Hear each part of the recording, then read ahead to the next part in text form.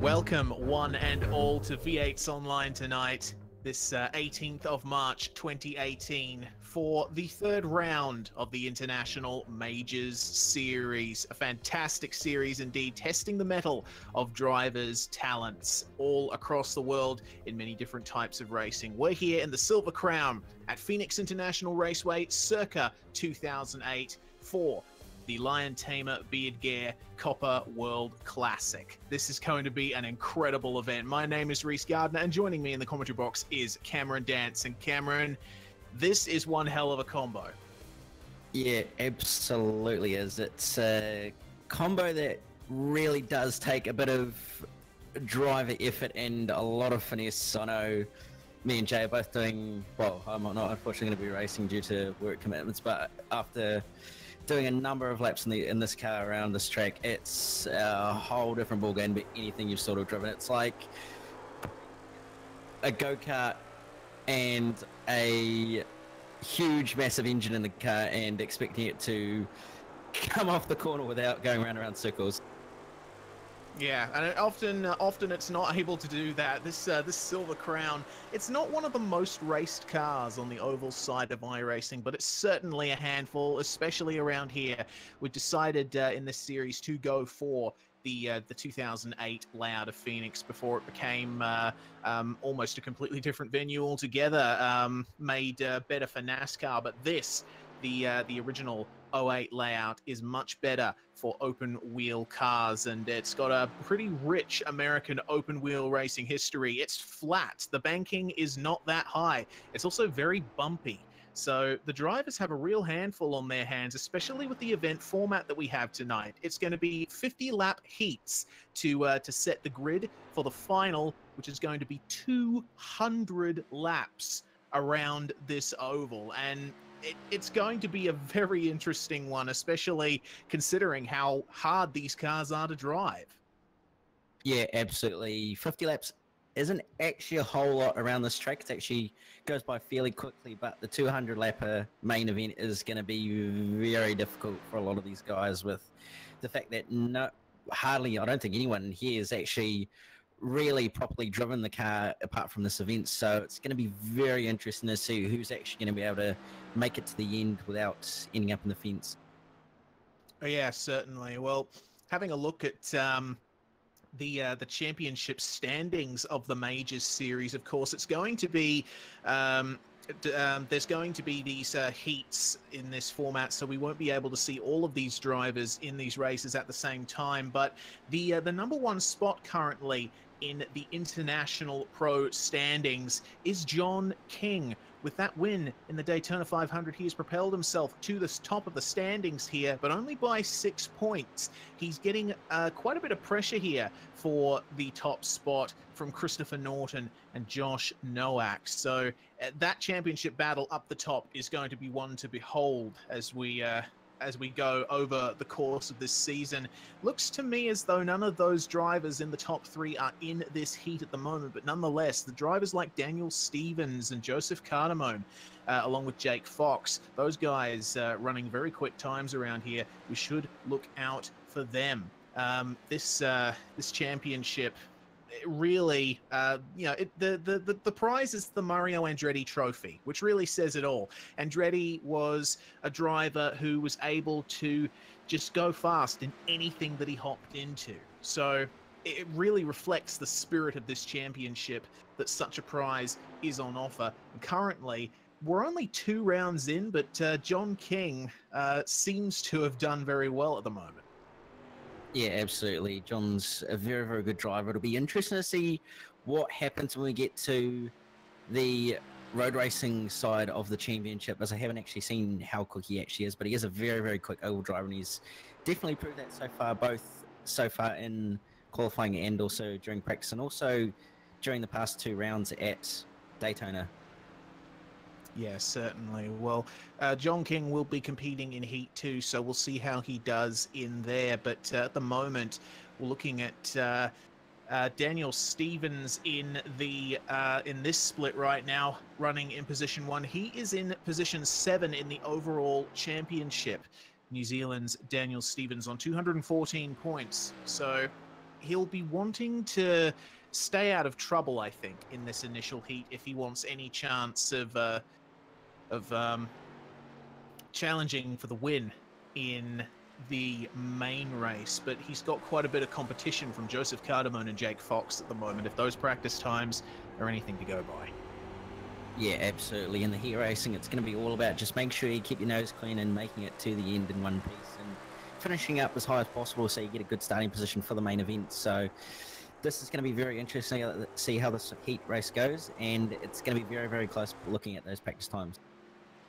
Certainly. We've just gone under 2 minutes to go in the practice session before this 50-lap first heat. And having a look at this track, I did gloss over some of the aspects of it. It's got a very interesting 3-turn layout around here. We've got a very tight turn 1, followed by a left-hand kink known as the dog leg, and that will probably throw a few guys off over the course of this event. But that last turn, that really long, flat last turn, can really catch a driver out. Yeah, absolutely. It's a very tricky track, Phoenix's, with the quite banked turn 1, and then you end up going through the dog leg, and then the final turn, which is actually quite flat and actually sort of opens up a little bit on exit, but then does tighten up as you come onto the front straight. So you've got to be very, very careful in where you put the car and make sure that you don't drag out too far on exit and end up in the wall, as it's very, very easy to do, especially through the final corner and on turn 1. Yeah, certainly. Talking about race tactics, we do have some insider information. A full tank of fuel in this car is just over 100 laps around Phoenix.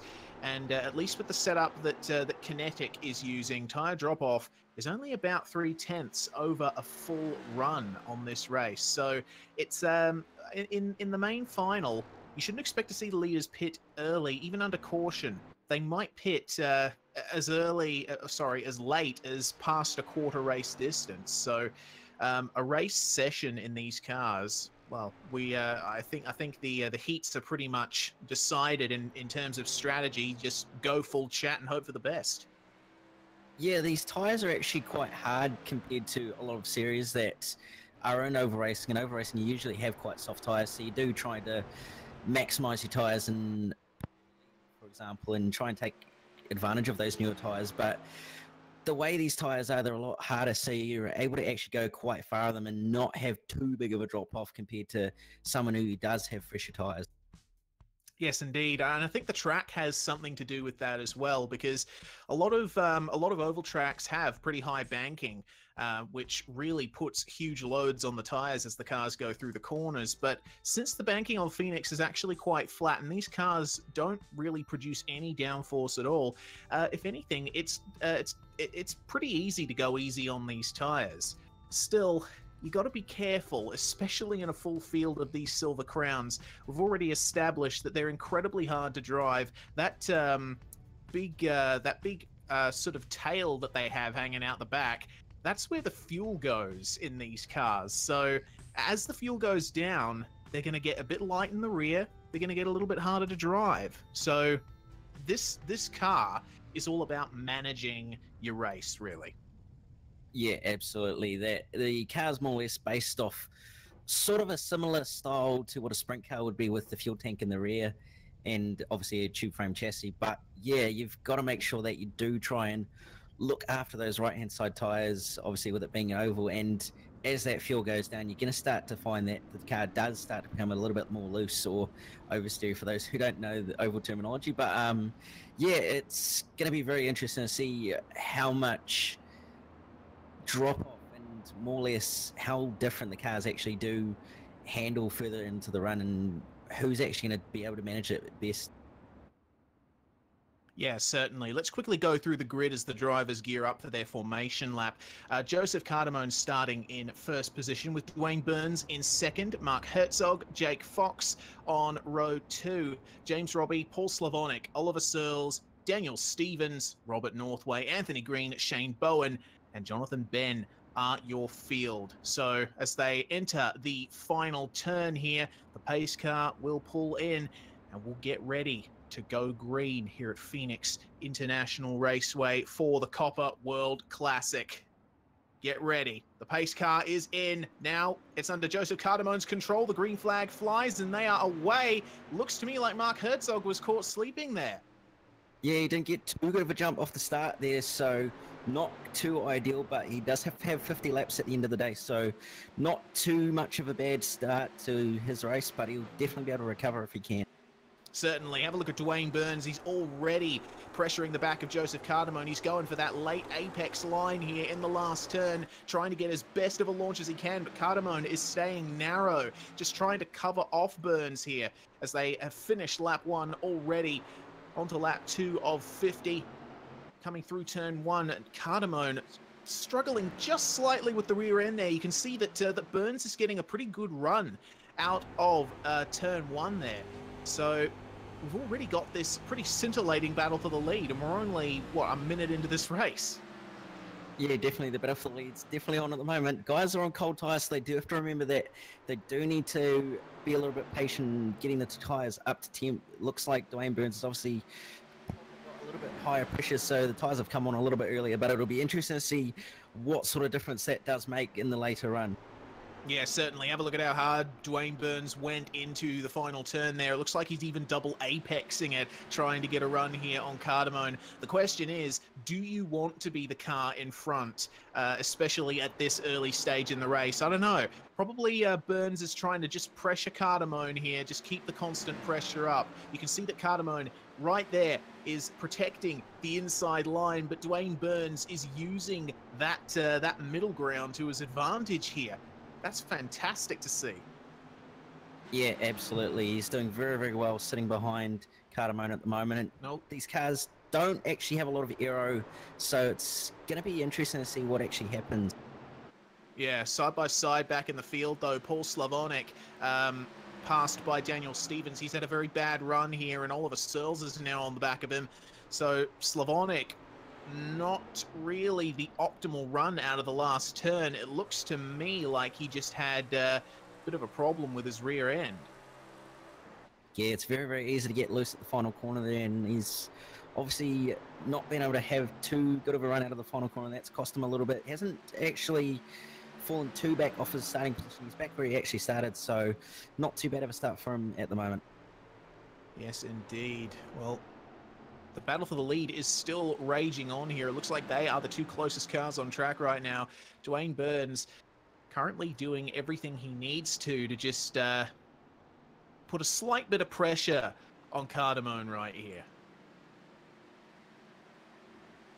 Yeah, Burns doing a fantastic job at the moment, just holding on to the rear end of Cardamone, so going to be very, very interesting. Looks like he's actually got quite a decent run of the final corner there. Still not quite close enough to make a move, but we should be able to see him hopefully make a move in the later part of the race. Yes, indeed. Now, the tyres will have just started coming in right now, so the guys will be getting into a rhythm, nice and comfortable for sure. But still, any little mistake can ruin your race here. It looks like we almost got a pass on car number 17. That was Oliver Searles. Almost had a look up the inside of Paul Slavonic, and he's got a very good run through the mid-phase of the last turn, but loses out a bit on the exit. So this we got another battle here for position 6, and Slavonic, you can see, is doesn't look like he's too happy with the handling of his car right now. It's looking very twitchy. Yeah, possibly he set it up to be a little bit too loose for his liking, and it's costing him a little bit of speed at the moment. So we'll have to keep an eye on that, and if it does possibly affect him too much, he may end up in the wall if he's not careful. Robert Northway is out of this race. Looks like that's interesting. It doesn't look like he's had any particularly bad issues. What's going on with him? I've been checking back. It looks like he was caught up in his own incident all the way back on lap 2. Unfortunately, we missed that. He just got loose and then got up into the wall out of turn 1, and well, not really much he could have done up until that point to salvage his race. Yeah, it looks like he just probably went in a little bit too hot, or even got a little bit of oversteer. Yeah, I think he got a little bit of oversteer and tried to correct it and ended up in the wall, unfortunately.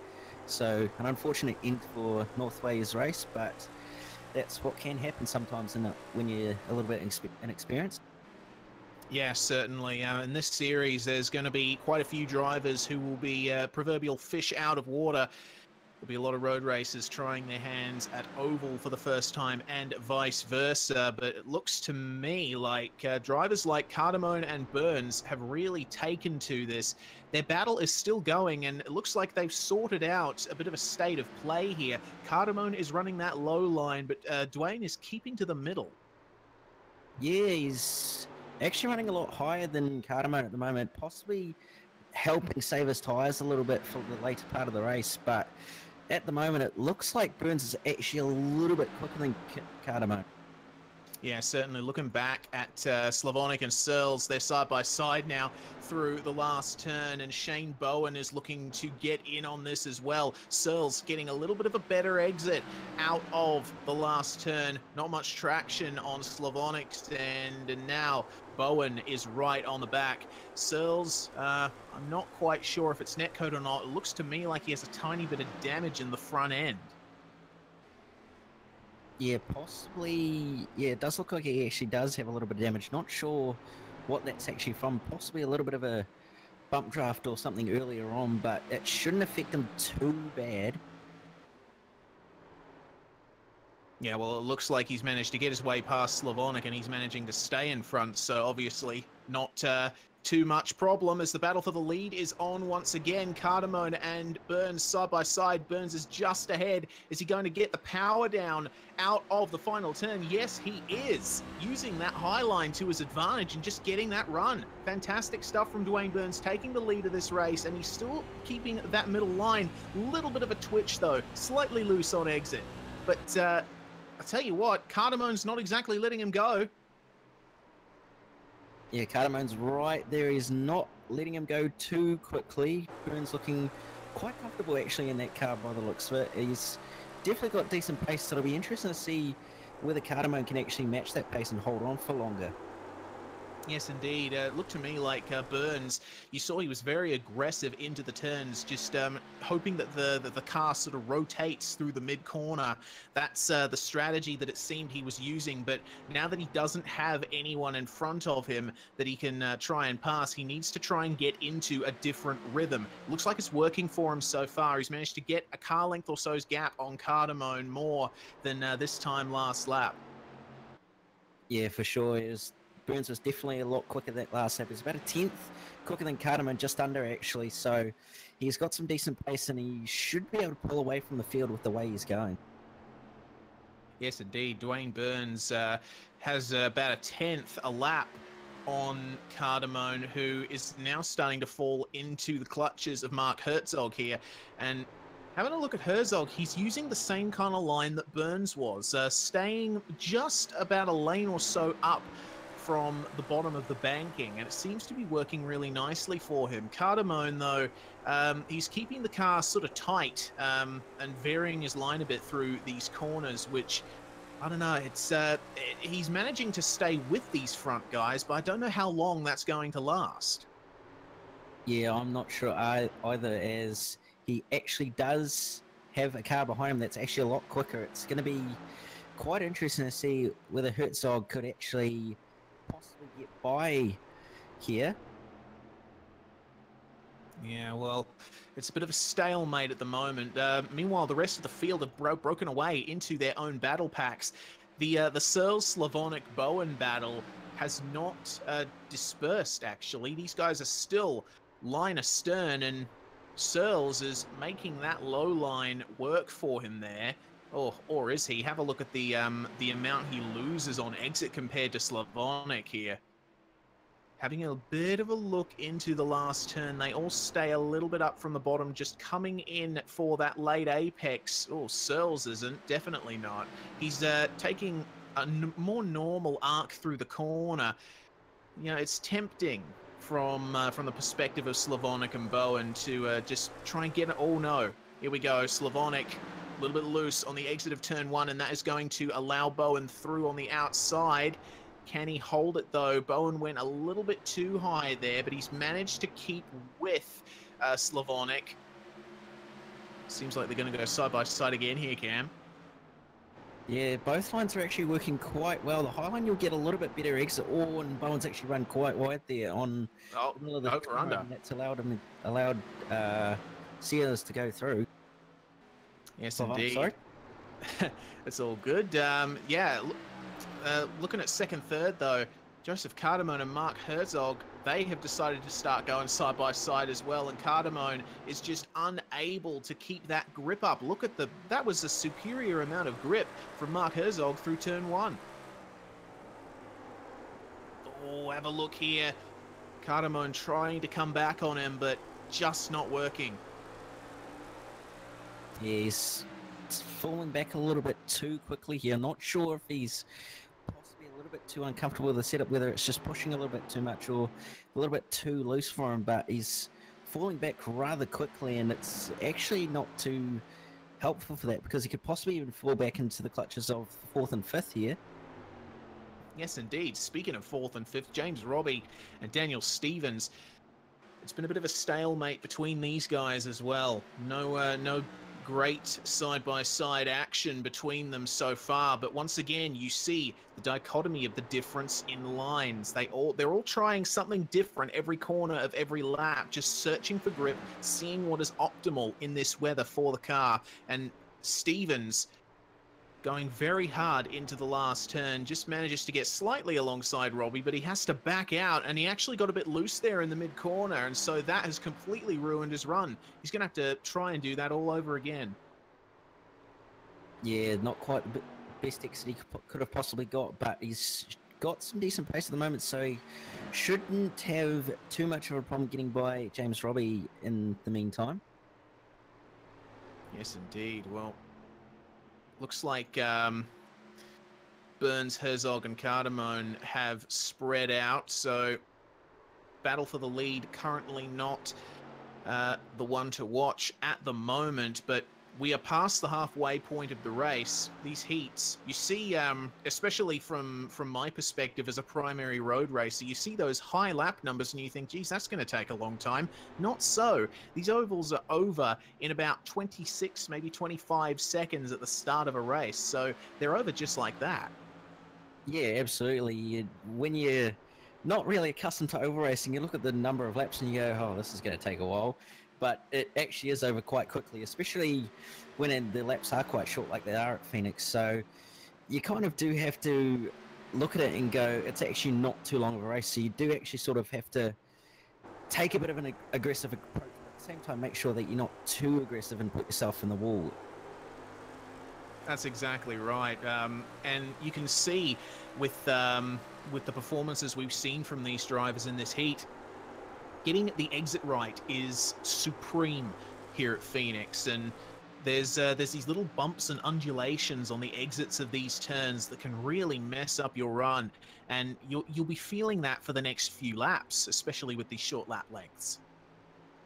Yeah, for sure. Especially with the fact that at the moment we don't actually have too long in the race left, about 20 odd laps. So it's actually going to be probably start to get to that point where guys are actually going to have to start thinking about trying to get moves done if they want to start further up in the game. That's it. And one of those guys trying to get that done is Shane Bowen on Paul Slavonic.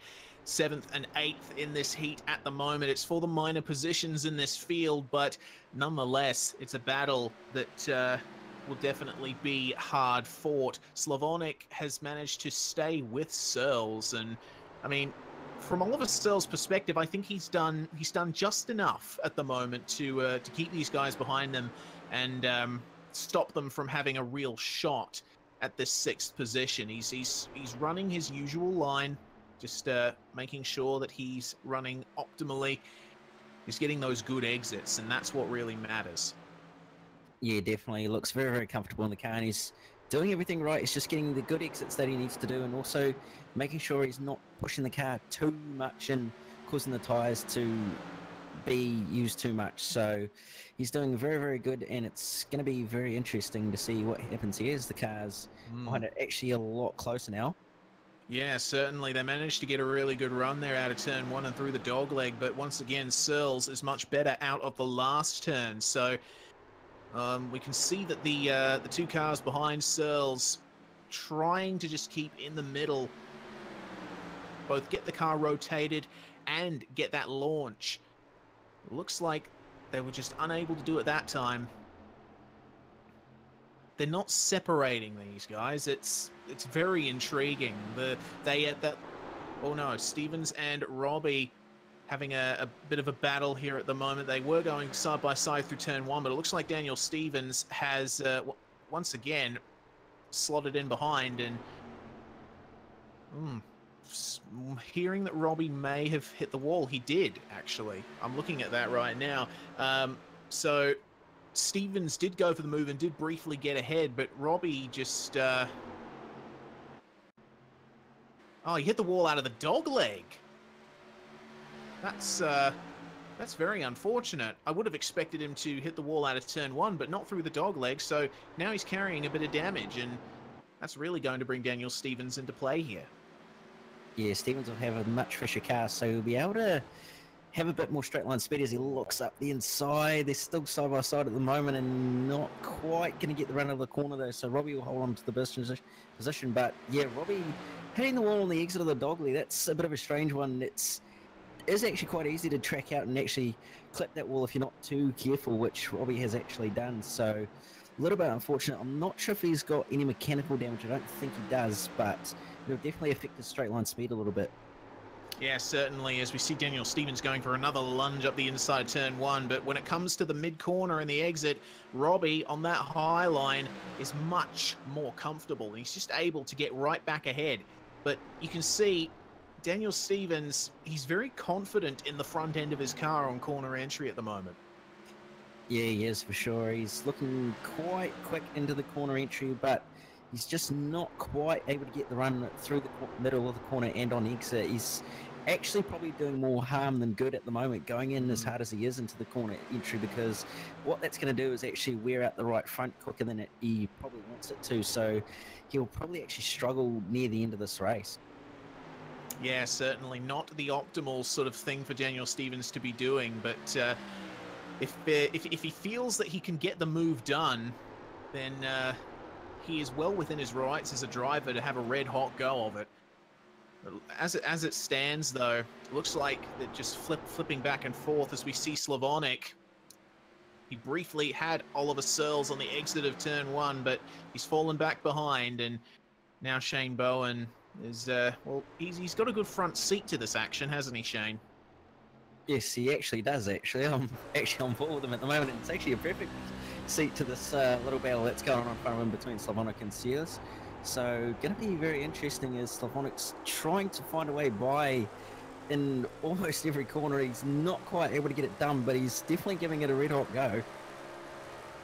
Yeah, certainly is, and Searles, oh, he ran a little bit higher than he usually does that time around, and that has brought Slavonic right into contention here on the exit of the last turn, but no.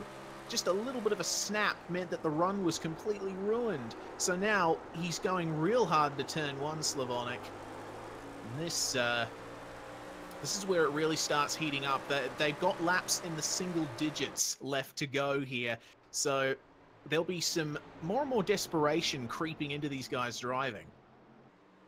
Yeah, for sure. Slavonic will want to get past as soon as he possibly can, especially with how quick the laps are counting down. He hasn't got too many left in the bank to possibly wait for, so he's got to quickly try and find a way by if he wants to get inside the top 6. Yes, indeed. Time running out. The clock is ticking, especially for James Robbie and Daniel Stevens. Stevens going once again for the lunge, but Robbie half closes the door. He's running a little bit lower now as Robbie. He knows what Stevens is trying to do here. He's just trying to get far up enough alongside that he can just mash the throttle and get a good exit. But Robbie is cottoned onto that, and now they're catching up to the back of Joseph Cardamone. Yeah, they are actually. They're doing it actually quite quickly. So Cardamone possibly struggling a little bit more than you'd probably like at this stage in the race, and Robbie is coming very quickly, so could possibly see Robbie move into a podium finish here with a couple of laps to go, and it's looking like he's actually got a good run.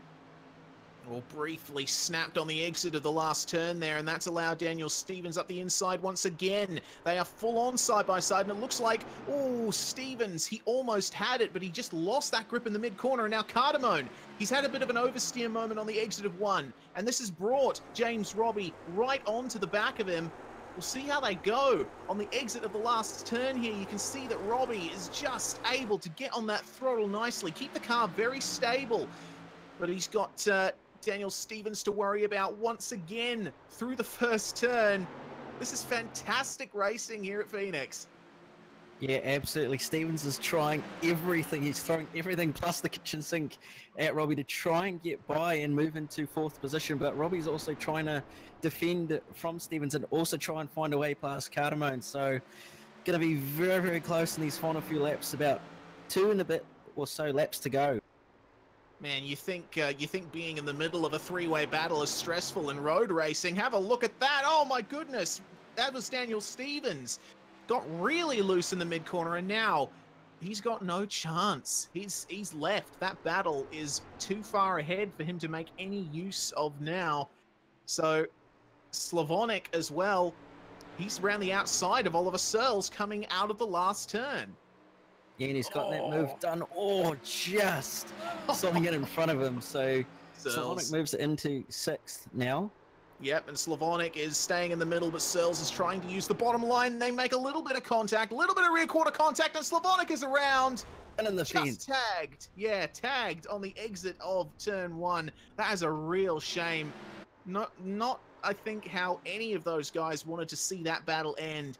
Man, that is a real shame. Slavonic was right there with those guys. Meanwhile, up at the front, coming through the final turn, basically untroubled since the start of the race, Dwayne Burns.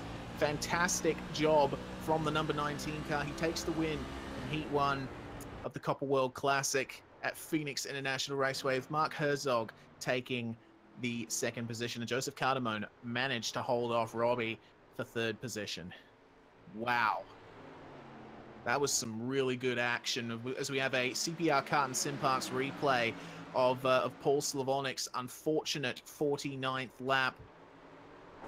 You could see that he was using the usual strategy of staying up in the middle, but Searles came up, and then I'm unsure what to make of what happened next. It just seems like Slavonic was already oversteering a little bit. He was just having trouble getting that thing back online, and Searles was keeping it as straight as he could. I don't know. You think it's a racing incident, Cam? Yeah, it's really hard to judge that one. There was a little bit of room, but unfortunately Slavonic just came down a little bit too late to try and defend. So yeah, it's quite hard to really put who was at fault there. So probably the easiest thing that would be to say it's a racing incident. Well, it's not our call to make. Ultimately, we'll see what others have to say about that. The results are on screen at the moment. So once again, Dwayne Burns from 2nd to 1st. Mark Herzog in 2nd place, with Joseph Cardamone in 3rd. James Robbie and Daniel Stevens round out the top 5, with Shane Bowen, Oliver Searles, Jake Fox, Paul Slavonic, very unfortunate for him, Jonathan Ben, and Anthony J. Green rounding out your finishers. Robert Northway, your only and very early retirement. So that brings us to the end of Heat 1. We'll be back very soon for Heat 2, which hopefully, Cam, will be more of the same. Yeah, for sure. It'll be very, very interesting to see what happens in the Heat 2. Hopefully a little bit closer between the entire pack, and hopefully some decent battles, just like we saw in this one. Yes, indeed. Well, don't go away. We'll be back very soon here on V8's Online. You're watching the Majors Series International Division. This is the Lion Tamer Beard Care Copper World Classic at Phoenix International Raceway in the Silver Crown. We'll be back very soon for Heat 2.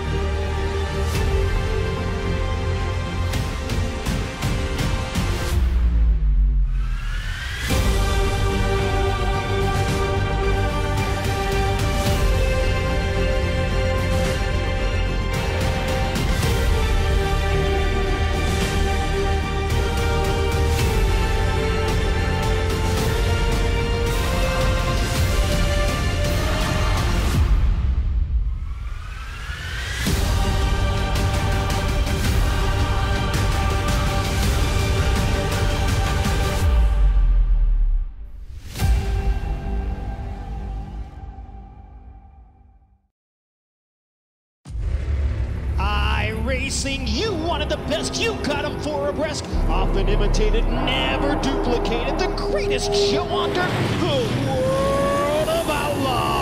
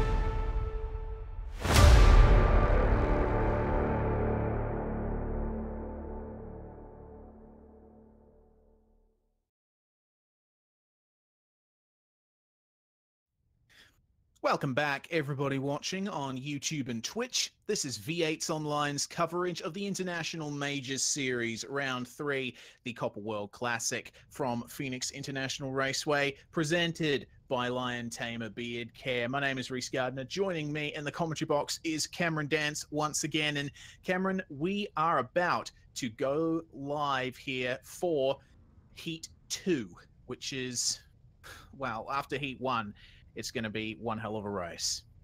Yeah, absolutely. Absolutely. It'll be interesting to see whether these guys can put on just as good, if not better, of a show than the guys in Heat 1 did. So we've got a couple of quick guys in here, such as John King, Josh Nowak, and a couple of other guys. So it'll be very interesting to see who actually comes out on top and what sort of battles actually are provided from this sort of field. Yeah, certainly. Grid is up on the screen now, so John King, our championship leader, is starting from pole position with Dean Mole alongside him in row 2. Scott Corbin and Josh Nowak in 3rd and 4th, with Gavin Barber, Trevor Mack, Chris Pence, Adam J. McLeod, Alexander Sheridan, and Chris Norton completing the top 10. Mike Ouellette, our series admin, in 11th place, with Bo Albert starting in 12th and Bradley Matheson rounding out this 13-car field for Heat 2 that will help to decide the grid for the 200 lap final. Just coming through the last turn now. I can't wait to see how this goes. Yeah, absolutely. This is going to be a very, very good race and should be just as good, if not better, than the first heat. Yes, indeed. Some real good races in this one. So the pace car is in, and away they go. The green flag flies. John King got a very good start, but Dean Mole, how's that? He really got caught sleeping on the outside lane there. Yeah, he's fallen back quite a bit compared to where he was starting, so not the optimal start for him. He's fallen back a couple of positions, but going to be very interesting to see whether he can recover any positions, especially with the guys in front of him. Yes, indeed. Have a look back in the pack. Car 25, Gavin Barber. Just behind him, we've got jostling for position all over the place. Trevor Mack just making it past Alexander Sheridan, who's having to defend from Adam McLeod. And Christopher Norton wanting to get in on this as well. Have a look at the high line that McLeod was taking. Now Bo Albert just behind them in the number 06 car, getting a good exit from the last turn. They're just filing in to single file at the moment. This is a short race, but we don't want too much bish bash bosh going on, especially up the front here. John King just holding off Scott Corbin here, who is actually really capitalizing on that good start that he managed to get compared to Dean Moll.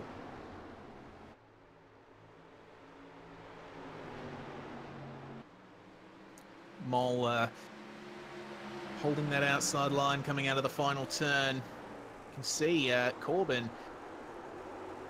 actually running quite a low line for the most part. Josh Nowak making his way up as well. Seems that this top 4 pack has broken away from everybody else. Yeah, it looks like they have. It's going to be interesting to see how close they actually stay for the majority of the race. We saw the top 3 in the last race actually stay quite close, and near the end they started to spread out a little bit. So going to be interesting to see how close this top 4 can stay for the majority of the race. Yes, indeed. Well, it's looking quite racy for second position. Corbin having to move around a straight line, defending from Dean Moll. He's making that low line work for him so far, which is something that we didn't see much of in the last heat. Yeah, these guys are running slightly different lines. Guys will probably have a little bit different setups to some of the guys that we saw running in Heat 1. Some of these guys probably like their car to be loose or a little bit tight or have a little bit better entry. So going to be interesting to see how much difference these different lines actually make. Yes, indeed. Well, Dean Moll being forced to run that high line and just being unable to get past Scott Corbin. It's really brought Josh Nowak into the picture in the second half of the lap. You can see he's using that late apex to get a really good run out of turn 1 in car number 10. And once Dean Moll runs that high line through the final turn, he's just able to stick there on the inside and get a little bit of a tiny run. Not much though. It's a bit of a stalemate right now. John King is holding station out front very nicely, I have to say. Doesn't look like he's being troubled by all this stuff happening behind him at all.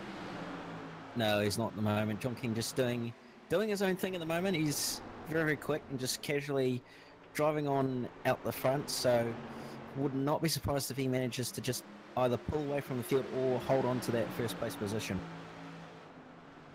Yeah, well, we're saying that, but Scott Corbin having a look up the inside. You're never really comfortable being in second when first place is that close to you. So Corbin, I think, will start turning up the aggression very soon. We're just going to come up on lap 10, so the guys will have gotten into a good rhythm right now, getting used to everyone around them. Yeah, absolutely. Tires will also be up to 10, so they'll be able to push harder than they were earlier in the race, and we should be able to see some decent battle starting to form as well. Yes, indeed. That top 4 battle is definitely where it's at the moment, but having a look back at 5th place back, we got Chris Pence, Gavin Barber, Trevor Mack, and Alexander Sheridan in their own 4-car battle pack, and looks like not much experimentation of lines between all of these guys. Oh, well, hang on a minute. We've got a pass for the lead going on here, and they're almost going 3 wide out of turn 1. So John King has lost the lead of this race, and Scott Corbin will now take it. Will King lose 2 positions here? I don't know. Dean Moll, it looks like he has the run here on the inside, but will King be able to get that traction out of the last turn? It doesn't look like it. So John King from 1st down to 3rd. Yeah, just a very, very small mistake there from John, unfortunately. So that's just how much a small mistake can actually cost you if you're not careful. Yes, indeed. Well, I think this is a good opportunity now for John to just sit back behind these guys, try and ignore Nowak on his rear bumper here, and just see what they're doing, try his best to get back at them. Looks like he's going to try and do that here with a very high line through turn 1. Well, I don't know whether that was a mistake or not from John King, because Nowak has gone through. Yeah, I think John might have actually been letting Josh through. I know they're both teammates, so you don't really want to be fighting or taking each other out. So I'd say John's probably done the smart thing and just let his teammate by to secure a good team result.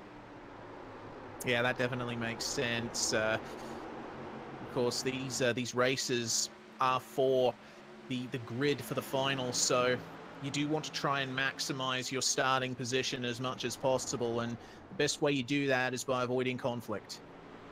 Yeah, absolutely. The cleaner you can be, the better off you're going to be at the end of the day. So if John can do that, then he will be very, very happy. Yes, indeed.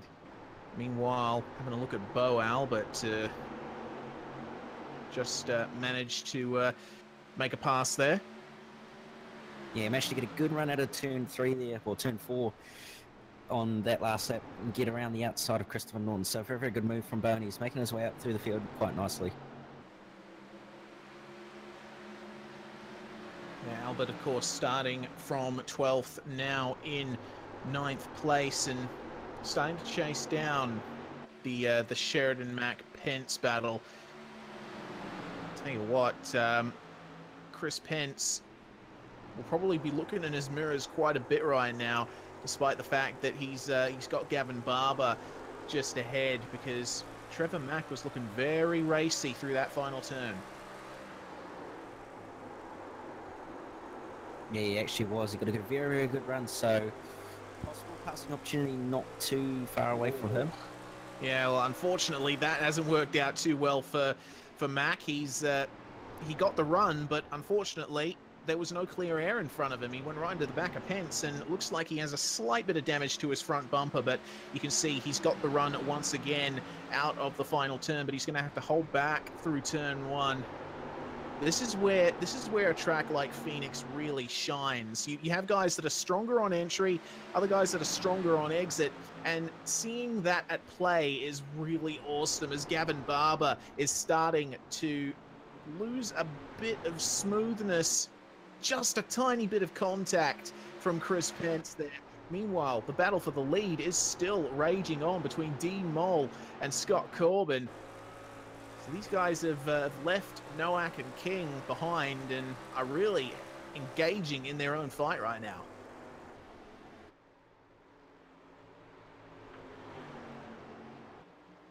Corbin just holding down that inside line, leaving Mole a little bit of space on the outside, but Mole attempting to capitalize, just not able to make the pass on the exit of the corner. Oh no, was that a hit in the wall? Almost, probably. Yeah, don't think he quite hit the wall there, but it would have been fairly close. That's the move for the lead done, just like that from Dean Mole. I don't think I've seen an actual outside pass done in this event before, which is really awesome to see. Tell you what, Scott Corbin is not letting him go, though. No, he's not. He's right there behind him, and if he can get a good run, he should be able to get on to the back of him and hopefully get on by and move back into the lead of the race. Yes, indeed. But old Bo Albert has really got some spicy action ahead of him here. This is a big battle pack forming here. We got 6 cars basically involved in this. Barber and Pence slightly ahead of the rest of them, but Alexander Sheridan heading up this pack that Trevor Mack and Bo Albert are now right in the middle of. Will Albert be able to get this move done around the outside like Dean Mole was able to do? Seems like it. That outside line seems to be very good in the last turn right now. Yeah, Bo's doing a very good job of running that high line at the moment, and it certainly seems to be working for him. So seems to be quite comfortable there, and I'm sure he's going to be able to make up a couple more positions if he keeps running it. And Albert's next target, of course, is Alexander Sheridan, who's running an extremely low line, actually dipping below the yellow. Oh, and Albert, a little bit of oversteer behind him. In fact, all of those guys, I think, struggling for a bit of rear-end grip here. This running in a pack is wouldn't be optimal for tyre wear, I don't think. Yeah, probably not tyre wear. It's probably more tyre heat, so guys will have to be a little bit careful of making sure they don't overcook the tyre too much, otherwise they will be in trouble later in the race. Yes, indeed. Just looking back up the front, sorry, Scott Corbin fallen back from Dean Mole a bit, and now Noack is really pressuring him here. So we might see a move on soon for second place from car number 10. Yeah, Noack's got a very, very good run. He's got some decent pace at the moment, so could move into second position, and possibly, if he keeps on going the way he is, he could possibly even challenge for the lead. Yeah, Nowak looking very strong here in this mid-stage of the race. Of course, that's what comes with just sticking behind in a battle and you know, just sussing it out, waiting to see what the other guys are going to do. It allows you to sort of look after your tires, keep them nice and cool. So Nowak has been able to do that, and now he's got a lot more grip available to him than Scott Corbin does right now, having worked his tires an awful lot harder in the first half of the race. So they've just ticked over half race distance. They're now on lap 26 out of 50. And we got battles on all throughout the field. This is fantastic. Yeah, absolutely. The guys are putting on a very, very good show. Probably a little bit better, if not actually a lot better than Heat 1 did. So good to see the variety of battles going through the field, whether it be for the lead, the mid-pack, or the minors at the back. Yes, indeed. Speaking of the minors, looks like everyone's fallen line astern into the craziest freight train you will ever see. All trying their best to search for grip in turn one. Tell you what, one thing that we haven't actually talked about, Cam, is the fact that this racing line around the circuit will really be getting hot right now. I think that may be the reason why that outside line out of the last turn is working so well. The track's just a little bit cooler in that section, so if you manage to get your right rear in the cool area of the track, then there'll be a lot more grip available to you. And speaking of exits, have a look at Christopher Norton. Goodness me, and Trevor Mack too. So yeah, here we go. Yeah, certainly. And Christopher Norton is showing exactly what I meant. That outside line, he's just able to get the power down so much easier. Down in that dark rubber line that's forming on the track right now, it's greasy and it's hot. Like like a badly cooked fish and chips, eh? That's one way of putting it. Definitely no grip out there on that beer batter for certain. But Alexander Sheridan now under attack from Norton, who seems to be making waves here in this middle stage of the race. He's just not able to get that exit down. But here we go through turn one. He's just making sure that he gets that exit out on the outside. And Sheridan saw him coming and tried to defend, but looks like he's going to have to try and go through. But can Sheridan hold it around the outside? We'll see. Oh, they almost touch. Almost. Excellent side-by-side action there. And it looks like Christopher Norton is going to go through once again. Sheridan falls in behind, and a little bit of contact there between Sheridan and Mack. Looks like Mack wasn't really expecting Sheridan to slow up that much. Yeah, I don't think he was. It was a little bit of a checkup for Mack there. Unfortunately, he's had nowhere to go. Yeah, certainly. Well, the battle for the lead is on once again. It looks like Corbin has managed to break away from Nowak a little bit. He might have been just cooling off a little bit, letting his tires get back down to temperature before having another shot at the lead, because he's now a lot closer to Dean Moll than he was, and you can see he's going very hard into the last turn, just going for that inside line and trying to get as much grip as he can on the racing line to sort of rotate his car through the turn. Dean Moll, meanwhile, not quite staying as low, so he's doing the usual thing of running that middle line. Yeah, Corbin's got some very good pace at the moment. He actually did the same exact lap time the past 2 laps, and he's a lot quicker than the leader is, so it's going to be interesting to see whether Corbin can actually get back into the lead of the race at the way he's going. Yes, indeed. You can see right there, it's tiny bit of oversteer from Dean Moll on the exit of 1, so you can tell that he's starting to run the ragged edge a little bit here, just coming up to start lap 36. Meanwhile, Scott Corbin using that late apex run through the last turn. Once again, it's a bit of a stalemate, but they're coming up on lap traffic here. Bradley Matheson will be letting them by in due course. Nice and clean, good to see. It hasn't really hurt Moll that much. No, it hasn't actually. He's actually managed that traffic quite well, so hasn't lost too much time at all, having been behind that lap traffic.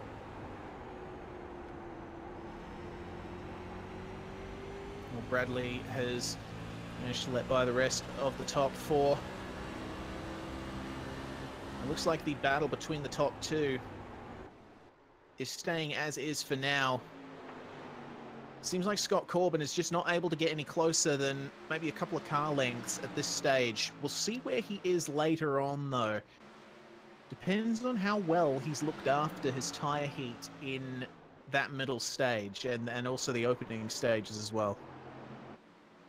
Yeah, for sure. If he hasn't looked after them all that much, then he's probably going to struggle later in the race and probably not be able to get back into the race lead, but seems to be on pace with Mole at the moment, and it's actually very close, not a whole lot between the two of them, so it's probably actually going to be quite a challenge for Corbin to get by Mole with the way things are going.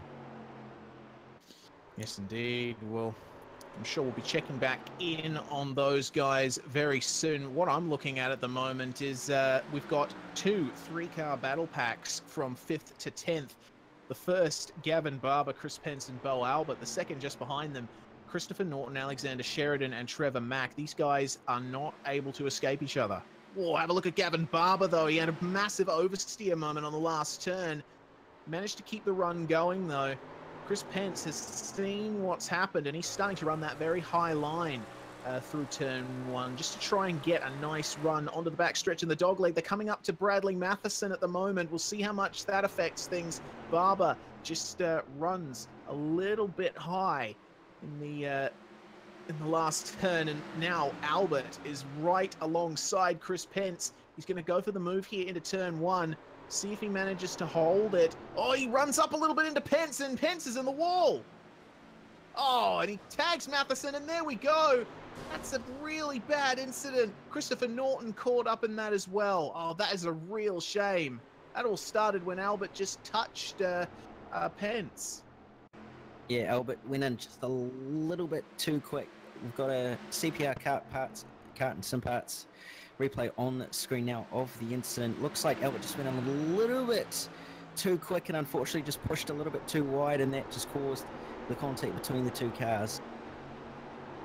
Now, that is a real shame, because from then on it looked like it was going to be a really good battle. It just seems like Albert's front end just washed out. He went too high, and that started a chain reaction that went back through the field behind him. So Chris Pence and Christopher Norton really in very poor shape right now, and Pence is now in the pits to get that damage repaired. That is a real shame. Pence was running very well.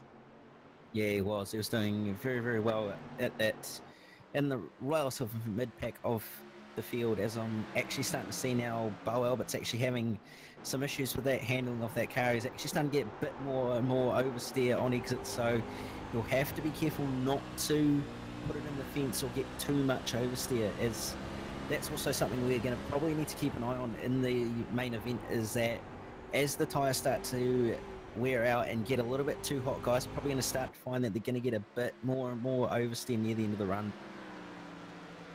Yeah, that's 100% correct. Also compounded by the lowering fuel loads, of course, the fuel tank towards the rear of the car. So the lighter that rear end gets, the more oversteery the car will get off the exit of the corner. And Albert, I think, up to this point, has just been working his tyres too hard. He's been unable to make any inroads on Gavin Barber in these last few laps. Yeah, he's not quite got the pace at the stage. He's probably used them up a little bit too much, or overheated them a little bit too much, so he's not able to make any gains at this stage. But he was actually doing quite well early on and in the middle of the race, where he was able to make up quite a few positions. So probably he'll need to look back at the tyre pressures and go drop those a little bit, and he should be good for the main event. Yeah, that's exactly right. We'll see what happens. Of course, these races, they are entertaining in their own right, but in the grand scheme of things, they won't mean much once we go racing for the main event in a very short time, because that race is 4 times longer than these heats are, and who knows how these cars are going to react with that much mileage underneath them at the late stage of the race. They're on lap 48, just 2.5 laps to go for our leader, Dean Mole, who has well and truly shaken off Scott Corbin now. Yeah, it's looking like that's the case, unfortunately. Probably Corbin's used up his tyres a little bit too much, and he's had to drop back just so he can make it to the end. He doesn't have a lot of laps left, so I would not be too disappointed if I was him with finishing in the position he has with the current way that things have gone. Yeah, certainly. Well, they're going to come up to white flag this time around. And I've got to say, Dean Mole has actually done quite a good job. We did say that we had that he had been caught sleeping on the start, but he's managed to turn that around and make this a pretty good lead right now. Yeah, he's done quite a good job of recovering after that unfortunate start where he fell back a few positions, but he's done extremely well to actually move back to the front of the field. So Mole's going to be one to look out for in the main event. He certainly is. Well, Dean Mole has rounded the final corner now, and he takes the victory. The checkered belongs to him here at Phoenix, with Scott Corbin coming home in second, Josh Nowak third, and John King starting from first. Obviously, it wouldn't have been the optimal result for him finishing fourth, but we'll see how our championship leader goes in the final. It looks like in the midst of all of that, Alexander Sheridan fell behind Trevor Mack, so Mack has been able to claw his way back up to 7th place. That incident that Bo Albert had, though, caused the chain reaction incident. That's got to be something that's going to reverberate through this field. Yeah, absolutely. And it's going to be something that the guys are going to have to think about, because one small mistake and your race could possibly be ruined in Thailand. With it being such a long race, 200 laps, it's quite a distance in these cars. So guys are going to have to remember that it is quite a long race, and you do have to have a bit of patience to make sure you don't get involved in any incidents or too many incidents and get any damage, so that you can make it to the end with a nice clean car. Certainly. The results are up on the screen. Dean Mole, your victor, with Scott Corbin and Josh Nowak completing at the podium. John King in 4th, and Gavin Barber rounding out the top 5. Bo Albert, despite that incident, he managed to make his way up from 12th to 6th, which is a pretty good run, all things considered. Trevor Mack in 7th, with Alexander Sheridan in 8th. 9th, Christopher Norton. Adam McLeod in 10th. Michael Lett running a very quiet race in 11th. Bradley Matheson also a quiet run, finishing in 12th. The now only retiree, Chris Pence, the unfortunate worst victim of Bo Albert's mistake out of turn 1. But they have a long way to go before this event is done. We've got the 200-lap final, Cam. I can't wait. Yeah, absolutely. It's going to be very, very interesting to see who comes out on top in that 200-lap main event. It's going to be a long one. It's going to be a tough one, and it's going to be a very, very good one. Certainly is. Well, we'll be back very soon here on V8's Online for the final. Remember, 200 laps around Phoenix International Raceway in the Silver Crowns. Get ready. Don't go away. We'll be back very soon here in the International Majors Series. This is the Copper World Classic from Phoenix International Raceway. We'll see you very soon.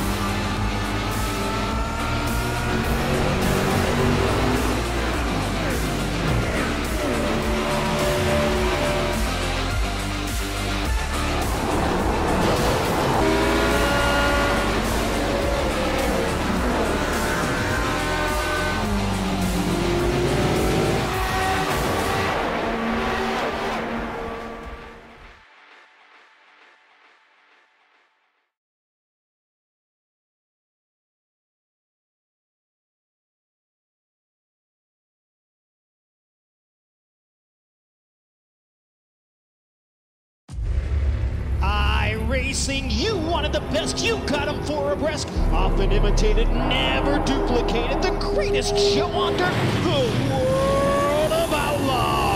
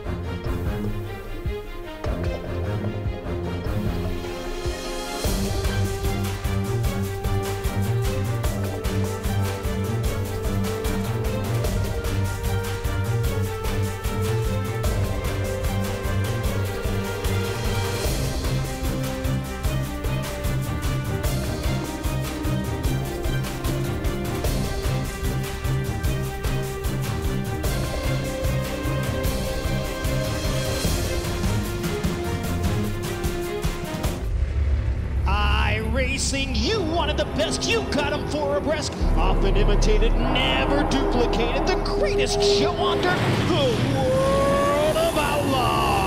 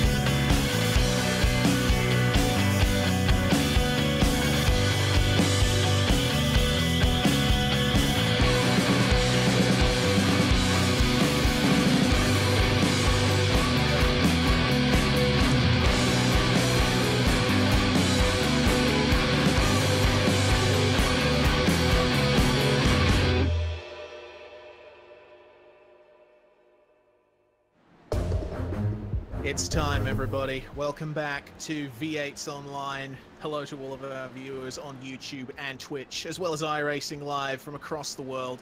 This is the Majors Series, International Division. Everyone competing for the Mario Andretti Trophy in this fantastic year-long multidisciplinary series. Here we are at Phoenix International Raceway as it was in 2008, driving the Silver Crown for the Lion Tamer Beard Care Copper World Classic. My name is Reese Gardner, and joining me for this 200-lap final is Cameron Dance. Cam, it's been a fantastic 2 heats so far, but now we get to go racing for 4 times that lap amount. Yeah, absolutely. The minor stuff's over. It's all about what happens in this race. Forget whatever happened in that last race. It's all about what happens now. You have to make sure that you are prepared because it is a long race and you can't afford to treat it like a sprint race, because if you treat it like a sprint race, you're probably not going to finish very high and you're probably going to put it in the fence at some stage. So it's all about minimalizing mistakes, minimalizing damage, and making sure you make it to the end in one piece. That's exactly right, and a full tank of fuel in these cars is just over 100 laps, so there won't be many fuel stops. They'll only be stopping once, I think, for a big amount of fuel. But of course, with cautions coming into play, they may want to fill up at any chance they get. Speaking of tires, though, the drop-off is only about 0.3 of a second, or even as much as half of a second, but it's not much over a full run. So the leaders, they definitely won't be pitting early, even under caution. We might see them pit from about lap 50 onwards. We saw there were no stops in the two heats, and we went green all the way. So it sets a really good precedent for clean racing, but who knows what's going to happen in this final 200 laps with the potential for cautions. And we're already seeing drivers pushing the limits of just what can be done, as I see Anthony J. Green just vaulting into the pit bays here at Phoenix. Yeah, absolutely. A very, very tough car to drive, and a lot of these guys have learnt that over this past week in practice and qualifying, that you can't really thrash the car more or less. You've really got to make sure that you're precise with it and don't overdrive it too much, otherwise you do risk putting it in the wall, or do end up in the wall. So it's going to be very, very interesting. I would presume we'll get at least one caution, if not two, maybe a little, maybe possibly more. It'll all depend.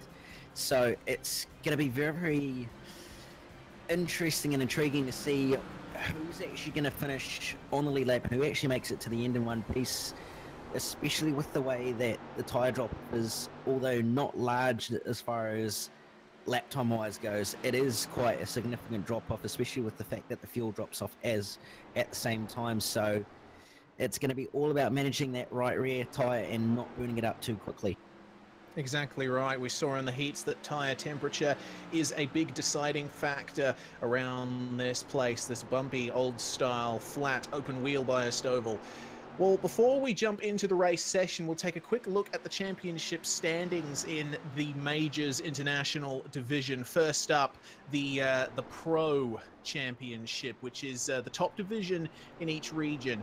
The winner of the Pro Division is the Mario Andretti Drivers Champion, and they get the Mario Andretti Trophy. Currently leading is John King, after a win in the Daytona 500 propelled him to first place. It's close for the top behind him, though. Christopher Norton and Josh Nowak are just having a look at the back of John King right now. Jake Fox and Dean Moll, as well as Dwayne Burns, not far off. And below them, well, the championship is quite close. Having a look at the Sportsman Championship for drivers under 2,000 I rating, Robert Northway from New Zealand is leading these standings on 439 points. Shane Bowen and Bradley Matheson in second and third place. We're in the race session right now, and the drivers are loading up on the grid. We're going to just go through quickly the Legends division. John King, as well as leading the Pro division, leads the Legends division for drivers who are over 50 years old. And finally, in the Constructors Championship, Kinetic International leading, with Evolution Racing Team in second, KRF in third, and Club Australia leading the Governor's Cup. Well, Cam, it's time to go racing here in the Copper World Classic presented by Lion Tamer Beard Care. Joseph Cardamone is going to start from position number 1 with John King in second. Yes, a Kinetic all front row lockout, so it's going to be very, very interesting to see what Kinetic can do as far as the race goes. It's a very long race. Pretty much the top 6, top 7 are the ones I would say would have a good chance of possibly winning this race, possibly even top 10, depending on how how this race pans out and who's got the good pace. So it's going to be all about strategy, and it's going to be all about making sure you keep it out of the wars. Yep, quickly running through the top 10 as the drivers run around their formation lap. We got Cardamone and King on row 1, Mole and Burns on row 2. Row 3 is Mark Herzog and Scott Corbin, Josh Nowak and James Robbie in 7th and 8th. And rounding out the top 10, Daniel Stevens and Gavin Barber. We have a 25-car grid here in the Copper World Classic. It's time to go racing for 200 laps. The pace car is rounding the final turn now, and once it pulls in, it'll be up to Joseph Cardamone to get it going. And you can already see John King is a little bit slower, just holding back that outside row. And Bo Albert already fanning out behind and trying to make moves here. So lap 1 of 200, looks like everyone has mostly gotten through there cleanly. Dwayne Burns trying to go for the outside move here at the front.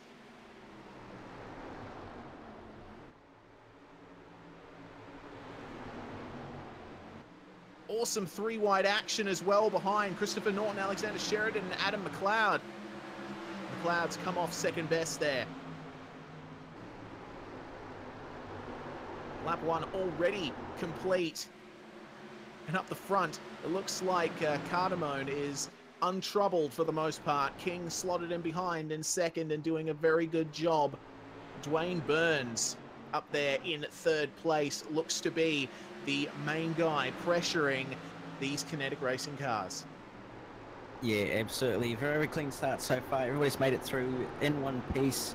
Don't think anyone's had any real major issues so far, so good to see that. A couple of guys still jostling for position further back in the field, but for the most part, it's still as it is for the field, as I see James Robbie just in the just inside the top 10, having a battle there side by side, as well as Bell Albert. So a couple of guys still trying to make moves. So long way to go, but everybody is trying to get the moves done early.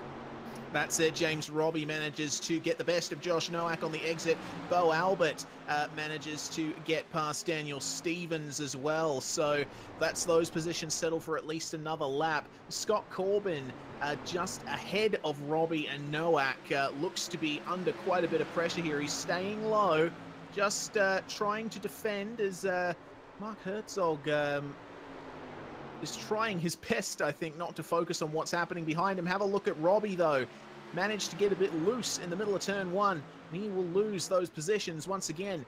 Bo Albert right behind him. Really looking racy at this early stage. Yeah, he started in 11th and he's already up to 9th at this stage, so he's doing quite well. And he's possibly going to get 8th as well if he keeps it up the way he's going. Yeah, certainly. We got multiple side-by-side runners behind them. Jake Fox, Oliver Sills, Shane Bowen, Trevor Mack, Paul Slavonic, all jostling for position in their own right. These are for the positions just outside the top 10. So it's not always on at the front in these races. There's a battle pretty much anywhere you look. Yeah, you're not wrong about that. That battle just outside the top 10 is in full swing at the moment. Guys going side by side in multiple rows actually, so everybody's trying to find track position, trying to make the moves as early as possible before the tyres and fuel drop off.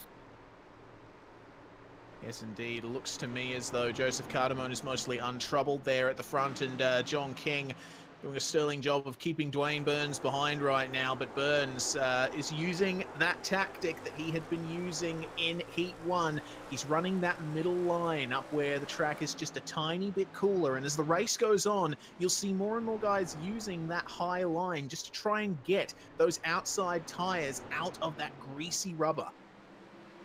Yeah, for sure. We'll probably actually start to see multiple lines actually starting to come into play. Possibly the very, very high line up against the wall, possibly. So it's going to be interesting to see how this race develops from guys running multiple lines and seeing which of those lines actually starts to take effect and actually make it the quickest way around the racetrack.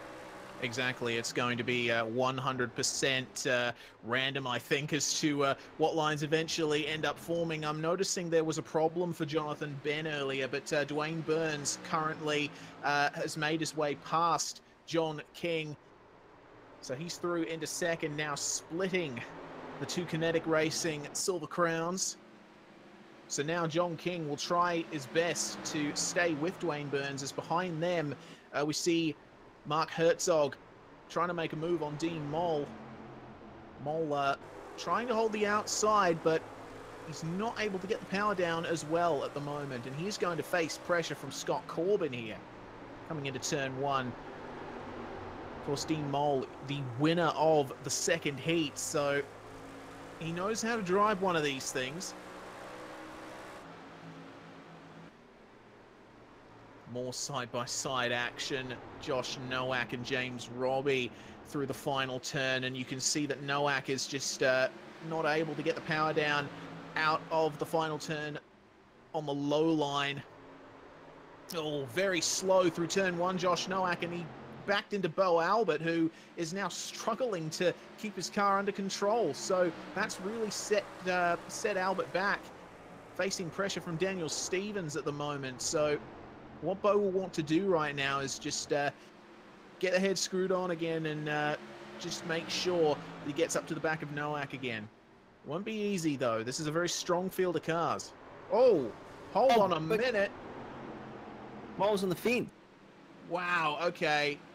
So that is a big problem for Dean Moll. We've got a CPR Kart and Simparts replay of that incident. Let's see what happened there. Looks to me like, looks like netcode to me. Yeah, it looks like Corbin just came up and Moll just ran to the back of Corbin. So that's really unfortunate that that's happened, as Moll's done really well up to that point. That is a real shame, and The that is the caution. So there we go. Oh yeah, more problems as Gavin Barber, it seems, was stopped on the track. So here we go. First caution out on lap 14. We've got a CPR Kart and Simparts replay of that incident. Have a look at what happened to Gavin Barber in turn 1. So he was up behind a long train of cars. He went for the move in turn 1, but looks like he made contact with Sheridan, and unfortunately, it looks like netcode may have played its part there. He was left at a standstill on the outside of turn 1. Yeah, I think also what happened was he just gave Sheridan a bit of a bump from behind and it unloaded the rear of the car, and unfortunately caused him to get a little bit loose, and he didn't quite save it. So unfortunate bit of an incident there, but we're under caution. So first one of the night, so it's going to be very interesting to see how this more or less plays into the strategy, because it means you're going to be able to go further on fuel and be able to take a later stop. That's exactly right, but will anyone actually jump into the pits and top up their tank is the question I'm asking. Tyres are definitely not on the cards, as we've seen from our insider information. The tyres don't really drop off that much in terms of pace, and the tyres will have cooled down nicely at the end of this caution period, so no tyres for these guys, I would presume, but fuel, maybe? You'd probably take fuel, but you wouldn't take tyres, not this early in the piece. So No, definitely it's not. going to be interesting to see if anybody's coming. I know a couple of guys have come into the pit lane to fill up their tanks, but it doesn't look like anybody at the front's really decided to come in. Yeah, up at the front, it'll definitely be a game of who blinks first, I think, unless someone is going to try and pull a fast one on everyone else and try and work some wonder strategy. But up the front, it seems nothing much is going to change. Everyone's just going to stay out there and just monitor the rest of the race, wait for the green flag to go once again. So it's one lap to green. The drivers are now reforming into their two lines. A very dramatic first 15 laps here in the Lion Tamer Beard Care Copper World Classic for sure. Yeah, absolutely. It's been a good start so far. Unfortunately, with that caution period, it's tightened the field back up, but that'll make it just as interesting. Another interesting point is that it is double file restart, so guys are going to have to be careful not to make contact with anyone, but it'll also give it the opportunity for guys to possibly make up positions instead of it being single file. Yes, indeed. And it is going to be a super interesting start. Well, Joseph Cardamone leads the field away once again as they come through the last turn, but this time he doesn't have his teammate for company. He has Dwayne Burns for company there on the front row. They are away. The green flag flies once again, and it looks like Dwayne Burns is managing to stay with him very nicely this time. So everyone's going to try their best to fall into line over the next lap or so. Burns not able to shake Mark Herzog here. Meanwhile, Joseph Cardamone is streaking away. Yeah, Cardamone's pulled away. He's got a very, very good jump off the start, but Burns is now under pressure from Herzog and a couple of other guys, so you have to be careful not to lose too much time. Oh, there's a big wiggle from Herzog there on the exit of the final corner, so he's lost a little bit of time. He's going to have to go side by side, but he's going to be able to slot back in and hold on to third position by the looks of it. Yeah, certainly. Well, Dwayne Burns now has to get into a rhythm and try and get his way back up to the back of Cardamone. He's already doing what we've seen him doing all night, running that middle line, staying about a car width or so up from the bottom. As the rest of the field fall mostly single file behind him. We're seeing one move from Daniel Stevens, trying to go through on Shane Bowen in turn one. Will he be successful? Oh, he just manages. Wow, that was almost contact. Yeah, that's one thing these guys will probably have to keep an eye on, is the netcode effect with the different server and the different guys from the different regions. So they're going to have to be making sure that they give enough room that netcode doesn't take over, but making sure they do get the moves done so they do get slot back in the line. Yes, indeed. One more update on the second place conundrum. Looks like Mark Herzog has fallen back slightly from Dwayne Burns, and now James Robbie is really pressuring Herzog for the final podium position. Have a look at Bo Albert, though. He's managed to make his way up to 6th, and now he's gotten past Scott Corbin. He'll soon be pressuring John King if he keeps this pace up. Yeah, Bo's actually doing a very, very good job, considering he's a little bit sleep deprived from running VLN earlier this morning, and also mainly being a road racer. He's actually doing quite well in these cars, considering he was actually sort of complaining that this car is a bit of a handful to drive.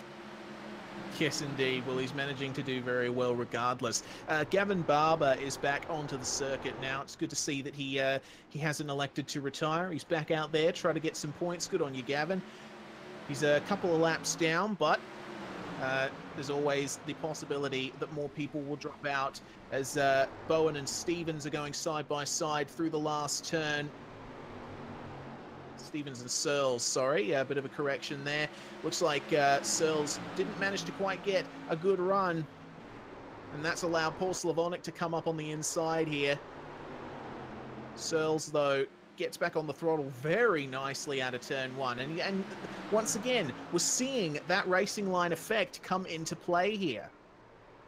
Yeah, for sure. It's quite interesting actually watching the racing line effect come into play, because you'd think everybody would keep with the one line, but everybody's trying different lines and seeing what's good and what's not. So it's going to be very interesting to see how this actually plays out over the course of the race. Obviously, I just saw a big moment from Trevor Mack out of the turn one.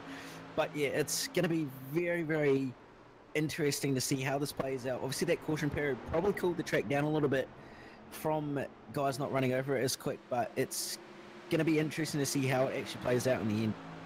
Yeah, certainly. Well, that mistake from Trevor Mack briefly allowed Alexander Sheridan to come up alongside, but he slotted back in behind.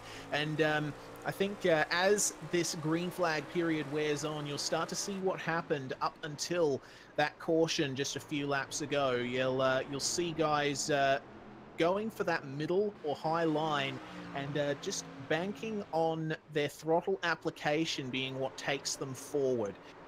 So aside from drivers running single file, when someone elects to go side by side, you'll want to be on the outside, I believe.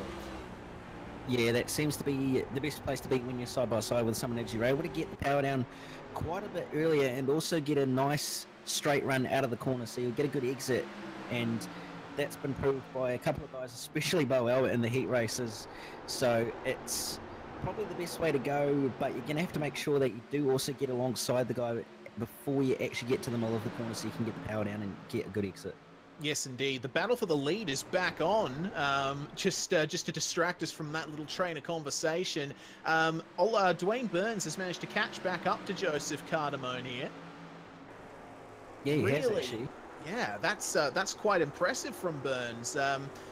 He's just able to look at the run he's getting out of turn 1. That's immense. Cardamone going defensive here into the last turn. I wonder if Burns will be able to try and hold it around the outside here.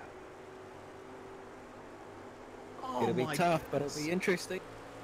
Oh, Cardamone leaving him just enough room, and it looks to me like Burns, we'll see here on the exit of turn 1. He's very strong here, is Dwayne Burns. Oh, almost contact. It was only millimeters between those cars, but they've been running side by side for almost a full lap now. This is incredible. And Dwayne Burns, well, oh, he almost fell back in behind, but he's trying to keep this going. Yeah, he's still going, and this is actually going to allow the guys behind to actually catch up, and they're actually going to have a good view of this Here we go. battle because they're going to be in the perfect position. How was that? Dwayne Burns, that was a very long pass for the lead, but he eventually got it done. Fantastic stuff. Oh, there's a car off there. Who's that? That's Michael Lett. Yes, it is. So something's happened to him. The caution flag was not thrown. I believe he is a lap down as well and was possibly caught up in the earlier incident, so he's just getting out of the way of the leaders. Yeah, he had a bit of trouble earlier on in the lap. He got tagged in the back by Jonathan Ben through turn 1, and that left him on the grass. Either way, your new leader, Dwayne Burns, is really making a statement here. He's already drawn out a couple of car lengths on Joseph Cardamone. I'm going to get a quick replay of something that happened to Scott Corbin a few laps back. See what happened there. He did start 6th, but he's running down in 14th position. Oh, wow.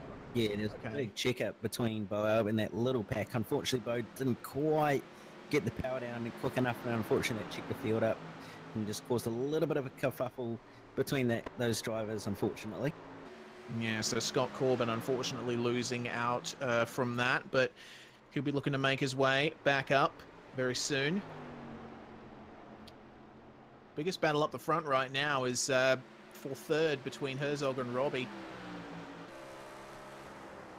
You can see the line dichotomy once again. Mark Herzog running that high line, being able to get that exit, but Robbie on the inside seems to be superior on entry. Yeah, he does. He seems to be quite good on entry, but again, we saw in one of the heat races, Trevor Mack has hit the wall by the looks of it. Oh yeah, big damage for Trevor Mack. That's a real shame. Looks to me like as we go to a CPR Kart and Sim Parts replay, just got on the throttle a little bit too early coming out of turn 1 and just washed out high up into the wall, and big right-hand side damage. Yeah, that was quite a hit.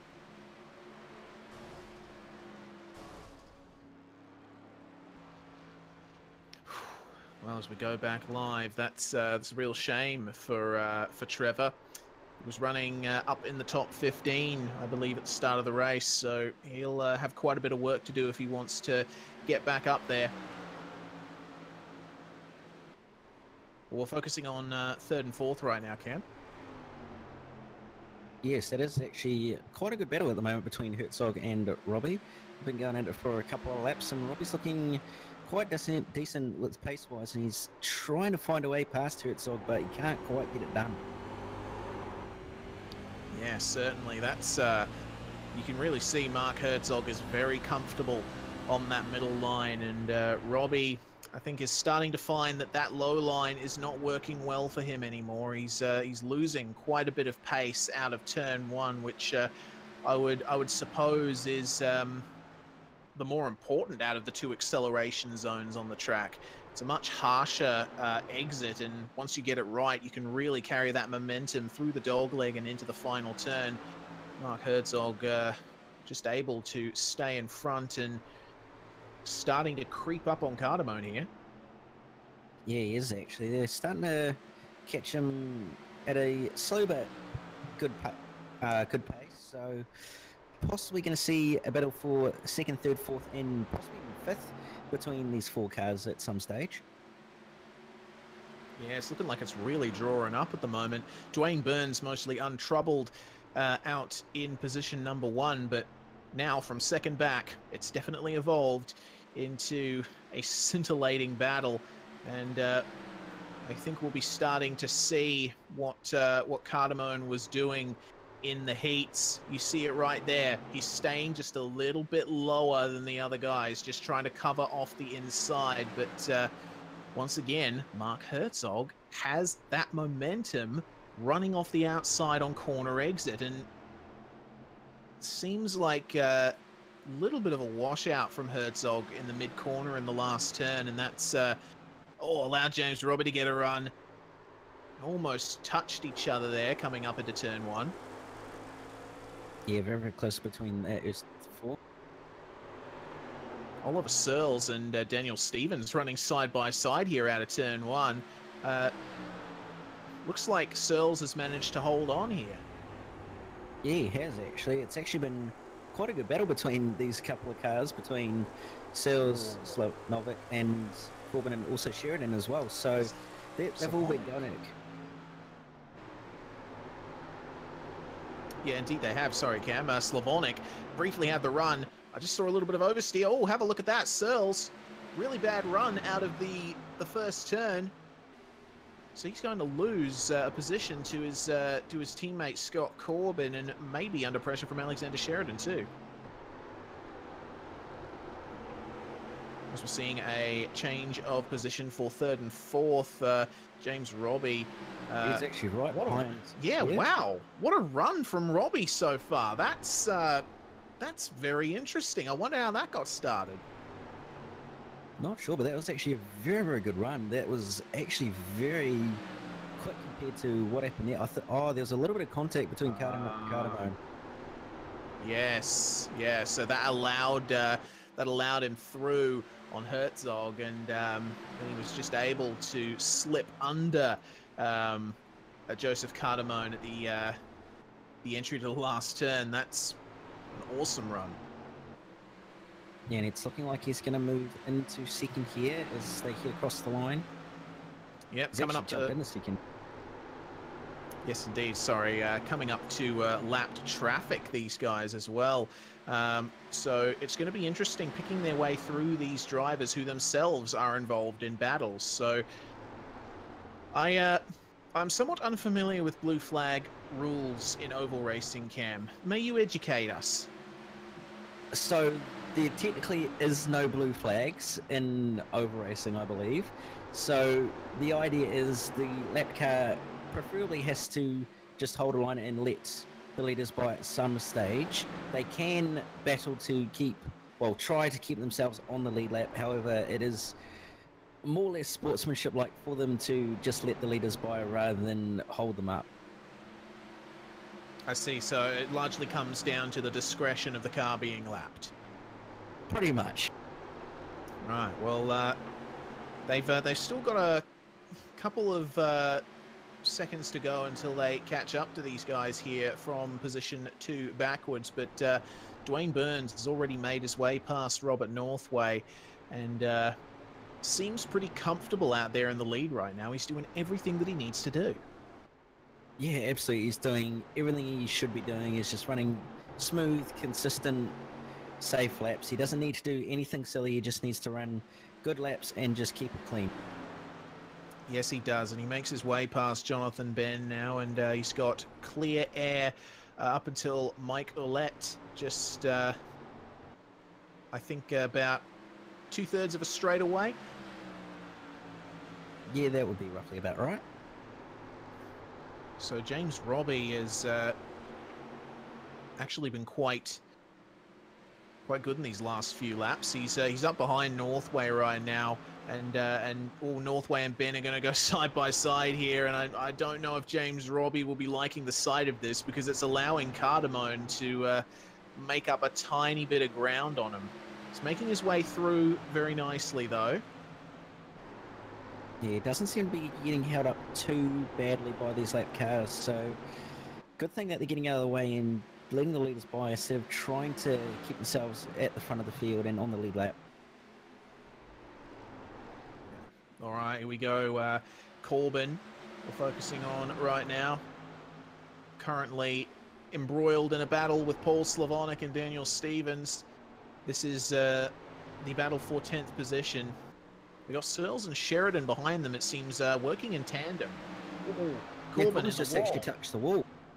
Oh wow, that's a real shame. That's not going to be optimal for his race, especially he's got 2 team cars behind him. I'll tell you what, that wall hit from Corbin, I think, is a testament to how difficult it is to drive a Silver Crown around Phoenix International Raceway. It seems like he just got on the throttle a little bit too early and overwhelmed the fronts. Yeah, that's what it looked like, and I also did actually see Slanovic actually get a little bit sideways out of that final corner at the same time. So guys are probably starting to feel the effects of fuel burning off and also tires starting to wear. So could possibly see some incidents in this part of the race. Yeah, it's very possible indeed, especially considering that the leaders are really making their way through the back of the field. Oh, and we got another caution out, so that's for Jonathan Ben. Something has happened to Jonathan Ben. He's at a standstill on the back stretch. Oh, he's caught the wall on the exit of turn 1, and he's actually just slammed into the wall at the dog leg as well. Wow. That is a real shame there. Of course, Jonathan Ben already with a bit of damage from when he made contact with Mike Willett. And, wow, it looks like he just made a little bit of contact with the wall out of turn 1, and it seems like the car just rode up the wall, and from then on, he was pretty much a passenger.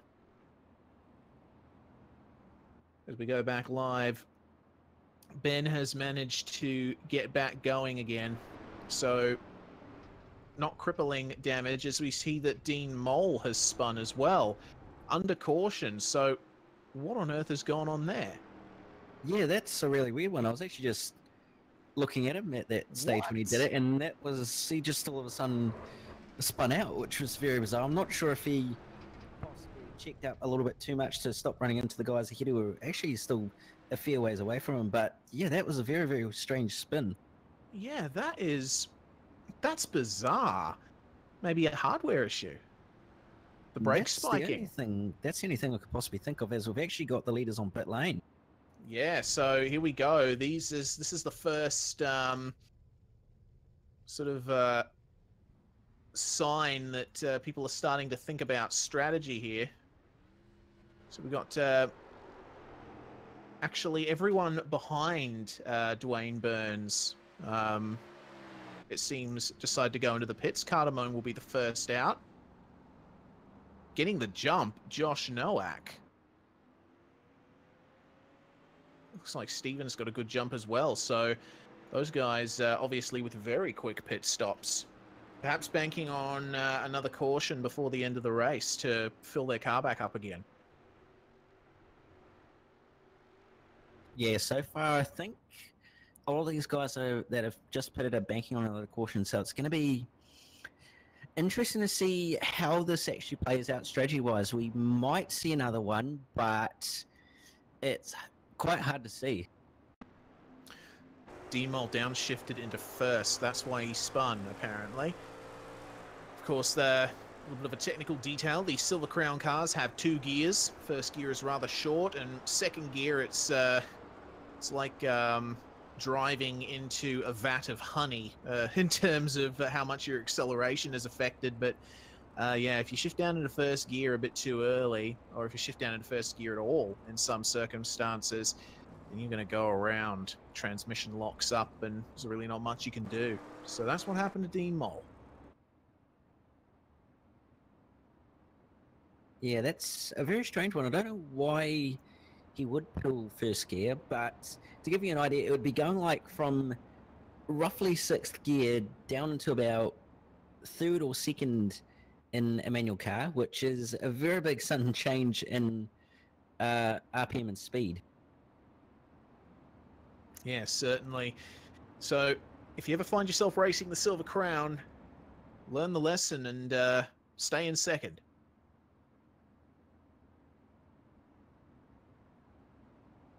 So they've reformed into their two lines as we are going to come up to the green flag to start the race once again on lap 58 out of 200.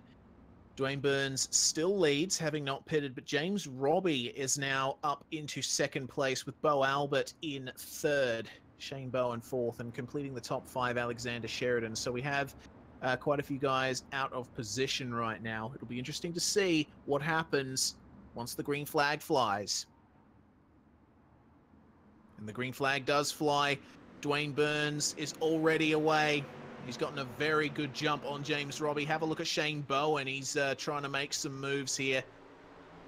Oh, Bo. With the big... oh, goodness me, up the front. James Robbie. Big run out of turn one. Actually got into the back of Dwayne Burns there.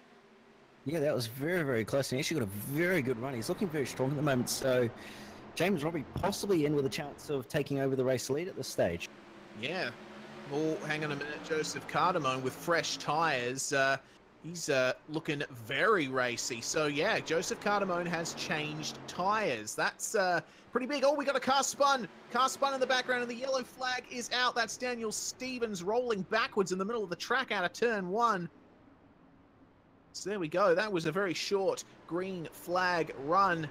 See what happened to him. He got into the back of Shane Bowen, and both of them got a bit of a slide going as we see a replay here, but it looks like Stevens came off second best when Josh Nowak tagged him in the rear as he was sliding.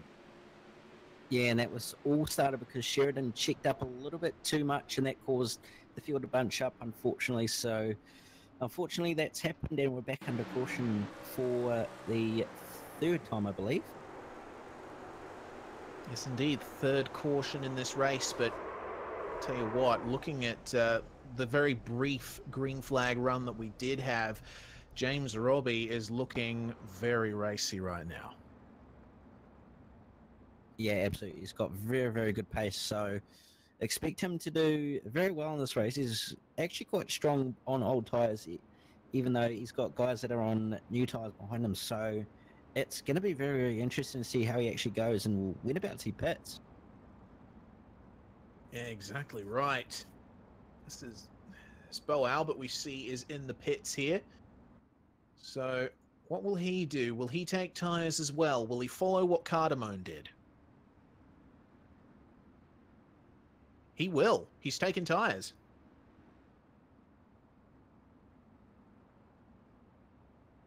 Looking to be a very smart play here at this stage of the race. See a couple of other cars in the pits as well. Daniel Stevens, I think, to repair some damage. Dean Moll just gets going again as well. So both Moll and Stevens not in a good place. And looks like we have a lucky dog for Michaelette.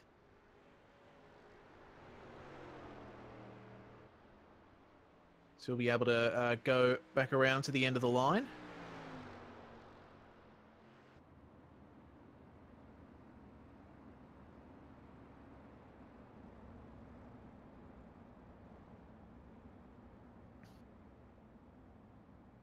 So that, I think, is going to turn into a proper battle now between Michaelette and Daniel Stevens. As we see another car in the pits, that's Gavin Barber. I think that might be for a routine stop. Chris Pence in as well, taking tyres. Yeah, I think they're both in for fuel and tyres.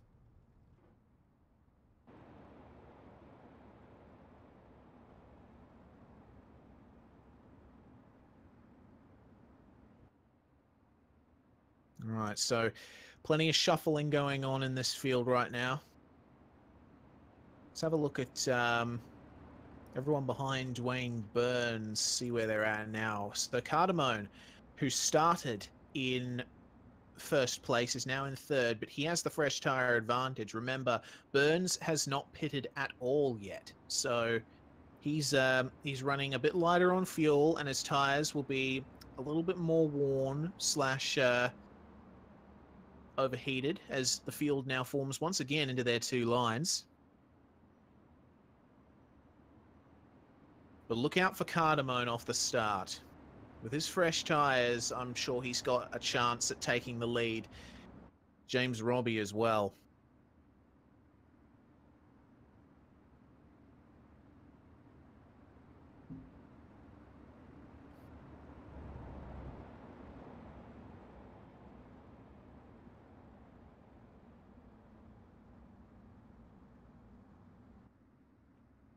So the pace car coming around the final turn once again.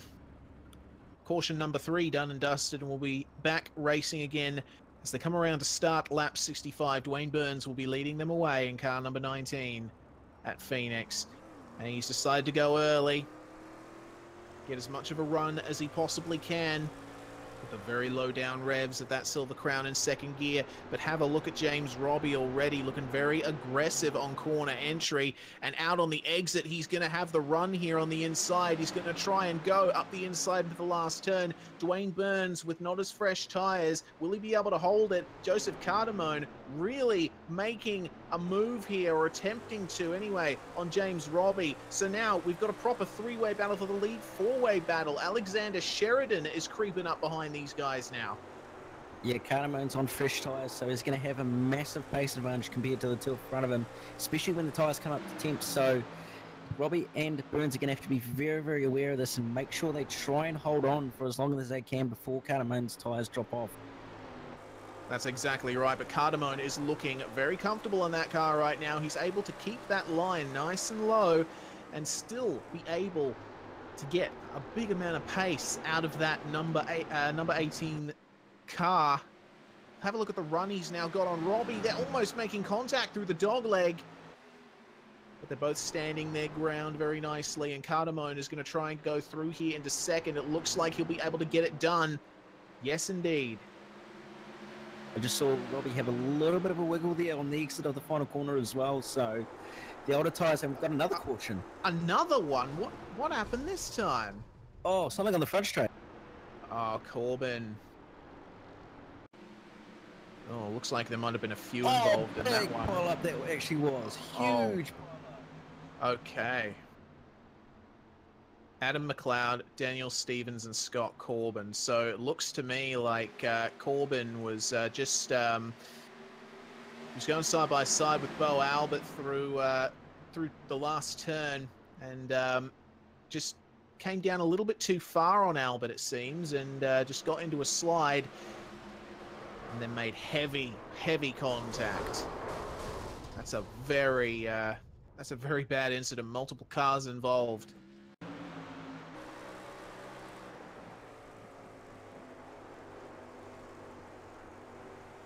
On board with Gavin Barber as we get his perspective of that incident.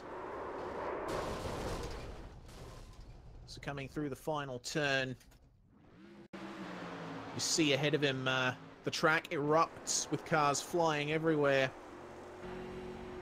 and really there's nothing he could do up to that point.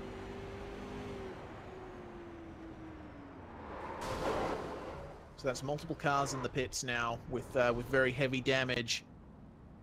Looks like the fatigue might be starting to set in for these guys. They've raced for over 100 laps individually at the moment, so really starting to get on a bit, eh? Yeah, it's been a long night for a couple of these guys. In fact, probably the whole field actually, and especially those who are inexperienced with the car. So that fatigue and inexperience starting to probably take its toll on the field, unfortunately. So it's going to be interesting to see who's actually going to be able to survive to the end. Yes, indeed. From on board with Josh Nowak, we'll just get a quick view of that last restart, because apparently it was quite good.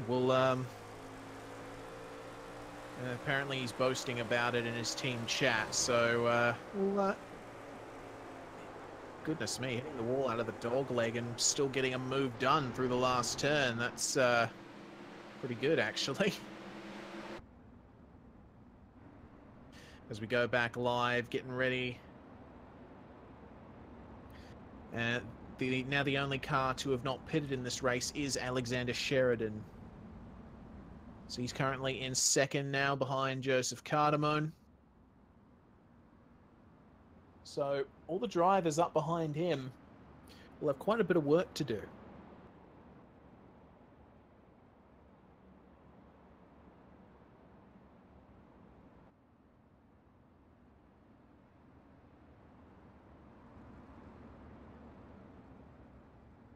Now, where did Dwayne Burns come out in all of this? 15th place he's currently running at the moment.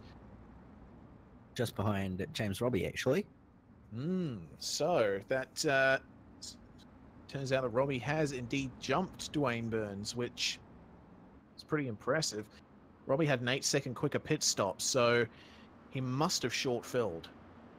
He must have, or possibly taken only 2 tires. So Perhaps. Going to be interesting to see how this actually plays out in the later part of the race.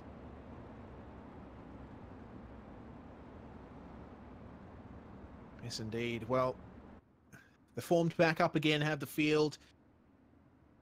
We're not even at half distance yet, and we've already had 4 cautions. How many more will there be before the end?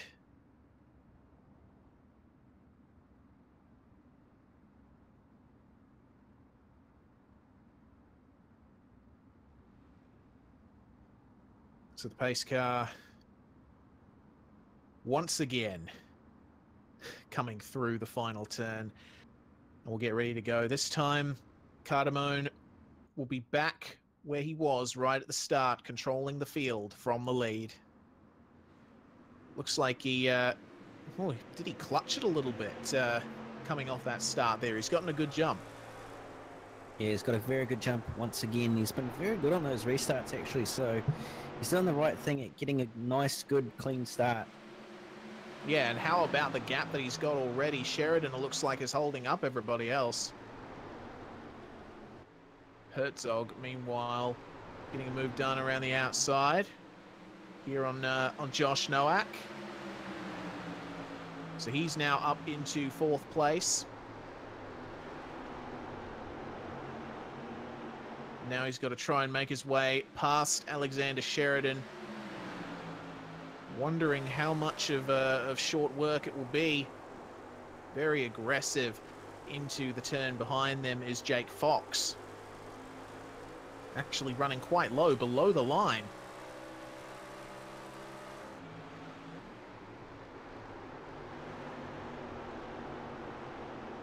And there we go. That's going to be all move done for Mark Herzog, but not without a monumental slide out of turn 1.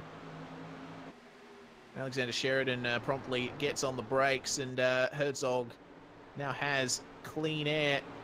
He's up into 2nd, but Joseph Cardamone has streaked away with that lead. Yeah, he absolutely has. He's pulled away massively from the rest of the field. Nowak actually getting around the outside of Sheridan there, so good move, and Nowak moves into the top 3. Yes, indeed, and with Slavonic and Northway currently battling. See how this turns out. James Robbie is coming through as well. Have a look at the cluster of cars right here. Slavonic going down to the inside. You can tell that that Robbie, he's really turned it up in this last, I think, about 20 minutes of the race. Yeah, he really has come on for some reason. I'm not sure if it's just becoming more and more comfortable with the car or what it is, but he's definitely got some very, very good pace in the recent few laps. Yeah, you can see he's able to get a good exit despite... that's not good. Paul Slavonic, unfortunately, backing into Robbie, and now Robbie has got front quarter damage. See how much that affects him. Yeah, it didn't look like it was too big of a hit, but it will probably affect Robbie a little bit, but hopefully not too much. Yeah, that all started because Slavonic had to lift off as John King was making his way through the dog leg. So unfortunate circumstances there for James Robbie, but he's managing to make his way past John King now through turn 1. Meanwhile, Christopher Norton and Bo Albert side by side along the back stretch. And Albert is doing quite well, but Norton especially. Oh no! Oh goodness me! So that's going to back up these guys. Wow, yeah, what an exit. Yeah, that looked like it was a decent hit to the wall as well. So Norton's probably got a bit of mechanical damage to that right hand side of that car. So it's going to be a sitting duck to all these guys behind him, and he's going to have to make sure that he doesn't cause any problems for these guys behind. Yes, indeed. Well, oh goodness me, the fanning out behind him. It looks like Jake Fox just got a very poor exit out of the last turn, so he's going to lose quite a few positions here. So Norton is now under pressure from Robert Northway here. Northway with a very good run. He's going to try and slip up the inside here into the last turn, but Norton is trying to hold it round the outside as behind them, Dwayne Burns, our former leader, is trying his best to negotiate this field. Pretty much every driver at the moment is out of position from where they were. Yeah, absolutely. This field is all shuffled up. So you've got fast guys against slow guys and slow guys against fast guys. So it's going to be interesting to see what sort of happens. And we could possibly see a caution from someone possibly taking a bit of a risk or even making a bit of a silly move. Yes, indeed. Christopher Norton made his way past James Robbie there, but we're looking at second and third now. Mark Herzog versus Josh Nowak. Bo Albert will maybe come into this picture pretty soon because he's up behind Alexander Sheridan behind them. Looking very racy, but Herzog is doing what we've seen many guys do tonight, and that is stay in the middle of the track through the turns. Yeah, Nowak gone.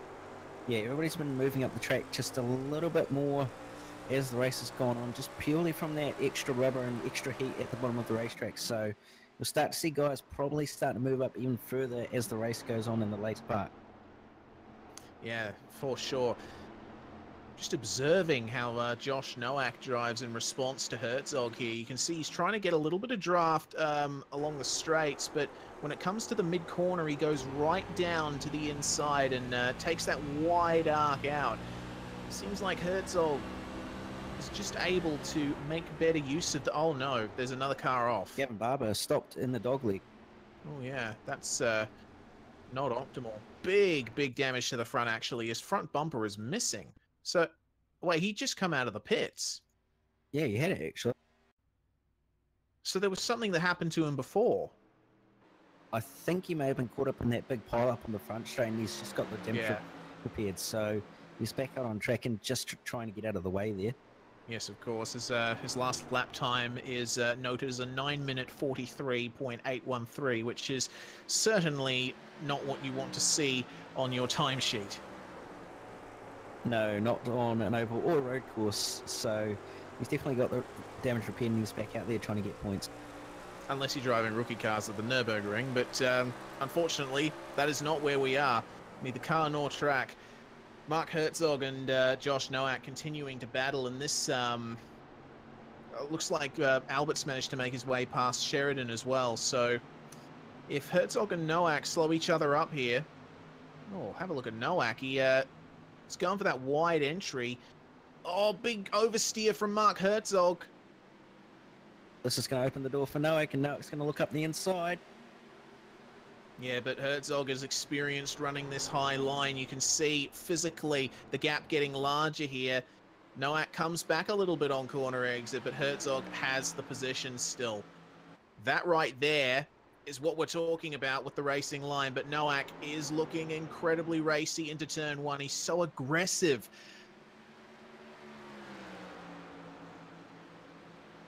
Meanwhile, Joseph Cardamone is basically untouchable right now. He's gotten himself out to a gap of 5 seconds.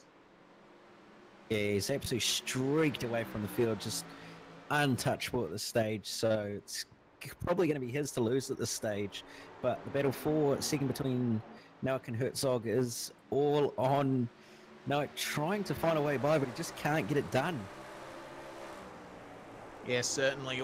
Like, you can see, like, he's very aggressive on entry, and he gets ahead up to the mid-corner when Herzog uses that superior grip on the outside line to just slot back in front before corner exit. Noak can do nothing but slot back in behind and wait for another opportunity. And it's the trouble with this is, as an oval driver, you have to think, should I change my approach if that's what's happening? Oh no, Bo Albert! Albert in the wall and the dogleg, and he's around. Whoa! Oh, big shot! That's huge! Rolling halfway down the straight, he went airborne. What happened there to Bo Albert? Replay Not for exactly sure. I think he may have just got a little bit loose on turn one.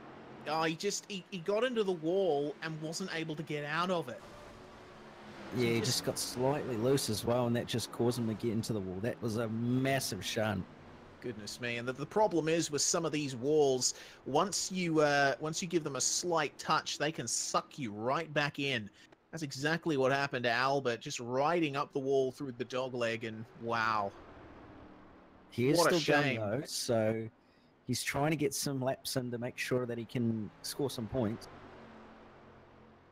Yes, indeed. Well, but it's going to be a long road from here for Bo.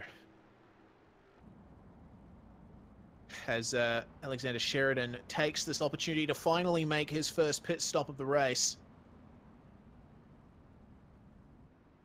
Cardamone in as well, which is interesting. Yeah, possibly for a bit of fuel so he can make it to the end from here. His car, it looks like it's changing tires, which is interesting. There's only 5 cars that haven't pitted in this ensuing chaos at the moment. Actually jumped, and he's in the lead, so that's possibly a sign that Noak hasn't actually taken tires. That is very possible. Well, he's got a slight bit of front damage to that front bumper, has Josh Noak, but we saw his pace up until that caution. It's I'm looking forward to seeing what he can do in this green flag running period. Yeah, for sure. It's going to be very, very interesting to see how he goes. He did actually take tires, so possibly had enough fuel and just only took a little bit that he needed so they could make it to the end from here.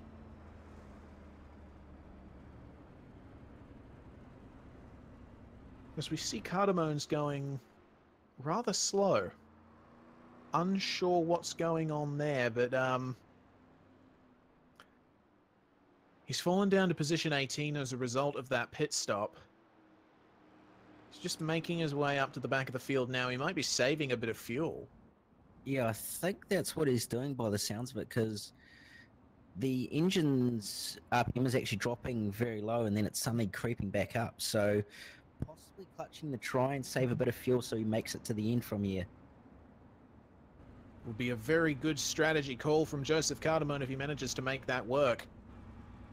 Given the frequency of cautions, I think he might be banking on some more cautions happening before the end of the race. So you might as well save as much fuel as you possibly can. Oh no, he got a back of the line penalty because he sped on pit road. It's just come through.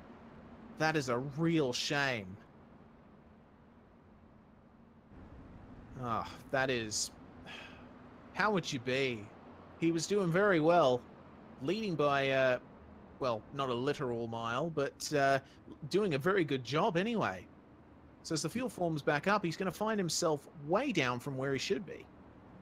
Yeah, absolutely. It's never quite ideal when that sort of thing happens. He'll be absolutely furious with himself, so be sure to watch out for him, and he'll be able to make some decent moves through the field, as we know he's got decent pace, so we should be able to see him move back through the field and up into possibly the lead again.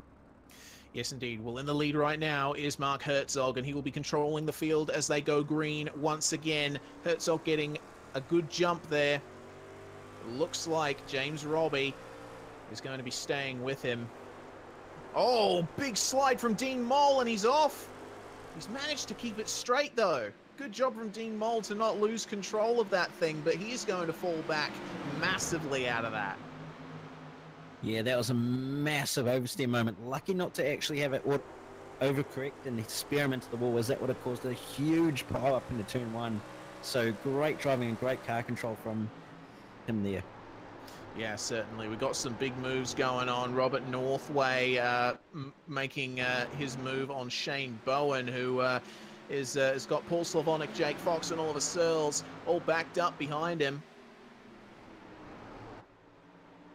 As we see the battle for the lead going on, Mark Herzog versus James Robbie up the front here.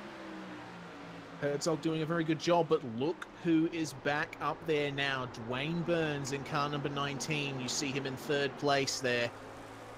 He's made his way back up to the front in all of this. Given his driving so far, we might see him catch back up to these guys. He'll be taking Noack with him as well. Yeah, well, he'll be very, very quick, and I would not be surprised if he actually does. So it's going to be interesting, and he'll be one to keep an eye on for this race. Yes, indeed. Herzog continuing to use that outside line. James Robbie, given how aggressive he is into corner entry, he really has nowhere else to go but the lower line. Yeah, he sort of needs to rethink his strategy at the moment. He doesn't actually want to use that right front up too much, especially with the way he's going into turn 1 very aggressively. So wants to more or less think about where he can where Herzog's actually a little bit slower, and possibly try and set himself up so he can get a good run and take advantage of where Herzog is actually slower. Yeah, that's exactly right, and I think it's what I was trying to. That's the point I was trying to raise before, when just before Albert had his incident. You're in two minds a lot of the time when you're racing in an oval event like this. You want to change up your strategy, but at the same time, the other guy may cover you. Having said that, have a look at James Robbie. He's decided to try and go for the move here for the lead into the last turn. Will Mark Herzog be able to hold on very close to the wall? But it looks like they're going to go side by side across the start-finish stretch. And wow, Herzog very aggressive into turn 1 to try and maintain that outside line. That's where all the grip is for him. And they're going to go side by side once again. Dwayne Burns will be loving this. This is exactly what he wants to see, to try and get up behind these guys and possibly retake the lead of this race. Herzog just inching ahead in the mid-corner, but they're going side by side again. They're sustaining this very well, these guys, and well, there you go. That's your two racing lines philosophy going on right there, and looks like Herzog is coming back on Robbie once again as they go through the dogleg. Just enough room being given, just enough quarter and no more. So now this is a proper top 4 battle with these cars barely separated by half a second. Robbie and Herzog crossed the line by 4,000ths of a second that time by, so absolutely nothing in it, and they're just going absolutely toe-to-toe with each other, giving enough room, but also trying their absolute best to try and stay ahead of the other one. This is great. I love this. It looks like Robbie has managed to get that run on Herzog. And now Dwayne Burns will have the door open here. He's trying to stick to the bottom line. So Robbie is now your new race leader.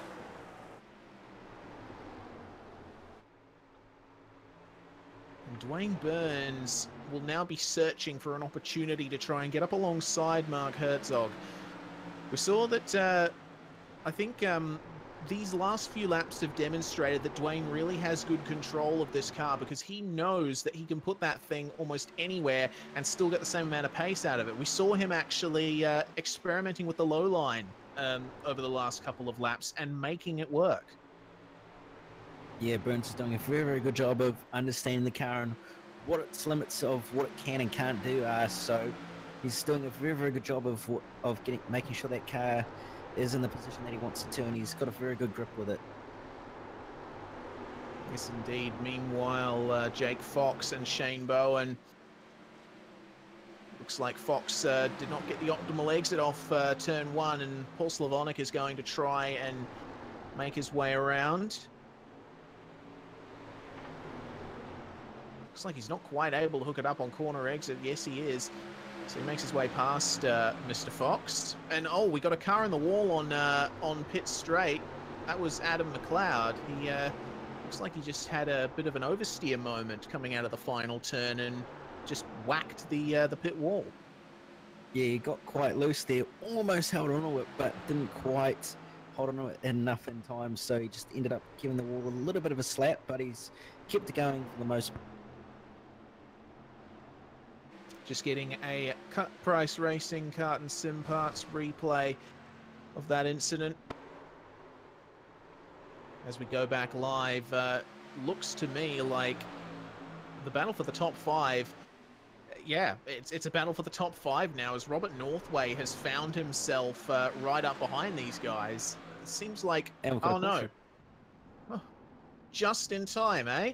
Daniel Stevens, I think, was involved in that. We got another car spinning out of the last turn. That's Scott Corbin. So what on earth has happened here?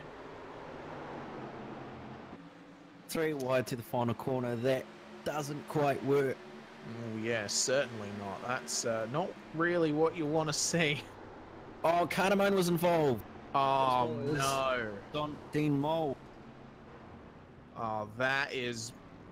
Cardamone will be absolutely fuming right there. He was right in the middle of all of that, and man, that's one of those things that once you're in that situation, you realize there's not much you can do. Yeah, unfortunately, Cardamone was a bit of a bystander in that sort of an incident. He probably won't be too happy that he's been involved, and that'll make his chance of winning this race and coming back through the field a little bit slimmer than it was prior to that. Yes, indeed. It's a real shame for Cardamone, of course. He started on pole and he did an excellent job leading the race before a former caution came out. So he's still out there circulating. Question is, what will he be able to do from here, if anything?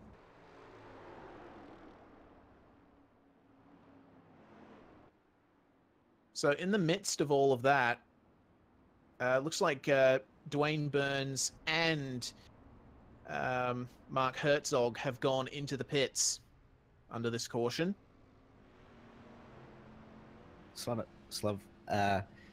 Slavonic and also Bowen have also come in, as well as a couple of other cars have come into pit lane. So going to be interesting to see where these guys pop out and what they're going to be able to do when they come back out of pit lane.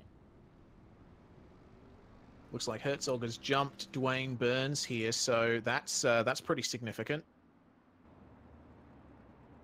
Wonder if Burns has is properly fueled up to the end now. Yeah, that's quite an interesting thing to keep an eye on, because we now are past halfway, so guys are going to be able to make it well and truly on fuel here with a fuel tank. But with the number of cautions we've had so far, it's going to be interesting to see whether anybody's going to play the risk game and take less fuel than is needed to make it to the end from here green. Yes, indeed. Well, a good point being raised in the broadcast chat right now. This race may go time certain if there are too many more cautions that come out. The predictometer shows about 40 minutes left of racing in the session. But 38 minutes and 21 seconds we're hearing from our numbers man, Jay Kennedy. Thank you very much, Jay. But yeah, if it looks like the race will go time certain, then that could change quite a few things for some of these guys. Yeah, absolutely, as it means those who aren't safe on fuel but can make it to that time certain mark will be safe, but those who have overfueled will actually have too much fuel. So if we do go time certain, it's going to be very, very interesting to see if anybody actually has thought about time certainty, because with that 1 hour and 50-minute session, it's going to be interesting to see how it goes. Certainly is. Well, we're one lap to green. Once again, the pace car is now leading James Robbie, with Josh Nowak in second place. In third, Bo Albert. Wait, Bo Albert's in third. How did he... Okay, so he's managed to get a fast repair, it seems. So, good on you, Bo. You managed to get back out there and you're on the podium. Goodness me. Wow. I just... That threw me for a bit of a loop there, but we're about to go green once again. James Robbie will lead the field away. It looks like he's pulled back a fair way from the pace car, so he might be looking to go pretty early this time. There he goes. And the green flag flies. Josh Nowak is blinking a little bit and holds up the outside line as Bo Albert moves into second position.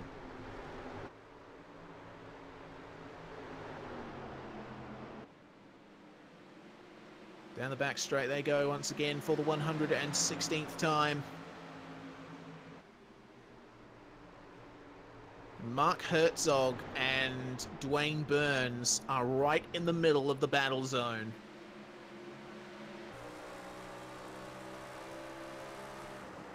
Currently on board with Dwayne Burns. You see the yellow car ahead of him on the left-hand side of your screen. That is Mark Herzog racing very hard with Alexander Sheridan. Robert Northway and Trevor Mack also in this battle pack as well. Now, Dwayne has a bit of an interesting conundrum here.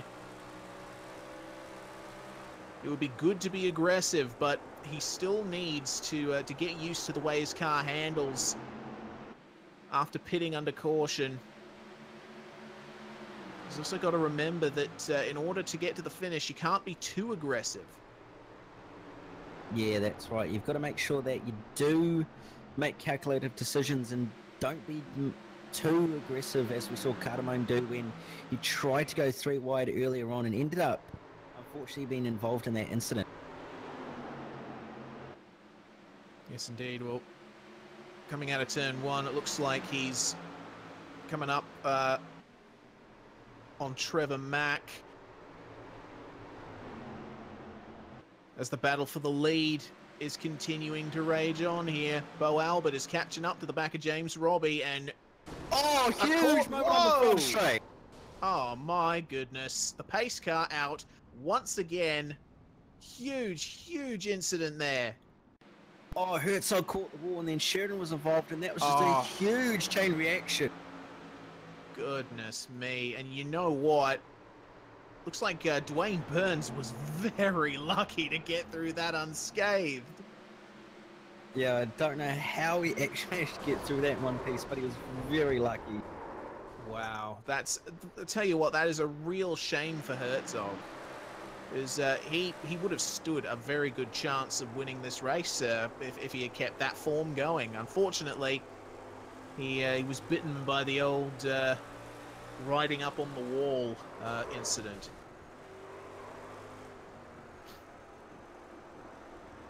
Hearing that Burns made a little bit of contact with Sheridan, but he still managed to keep it going, which is still very good. Nonetheless, as he comes into pit road, actually, by the looks of it, possibly to get damage fixed. That was huge. I tell you what, like that, I could see something like that happening, because those guys who were fighting at the front, down in the pack, so much can go wrong in such a short instant of time in oval racing. And as we've seen many times in this race, it can be one little error from one person that starts an entire chain reaction. So Dwayne Burns is now in the pits and looks to be getting his front end repaired, and also looks to be taking tires. As Herzog goes back out, so he will have used his spare car for this race. Yes, they do have a fast repair, so if you do end up in a bit of an incident, you do get away with it, but you only get one other chance. So with that new car, he's going to be able to get through the field, hopefully, but he does have to make sure that he doesn't make any more mistake. Yeah, that's exactly right. Well, we'll be coming up very soon to start lap 124 out of 200.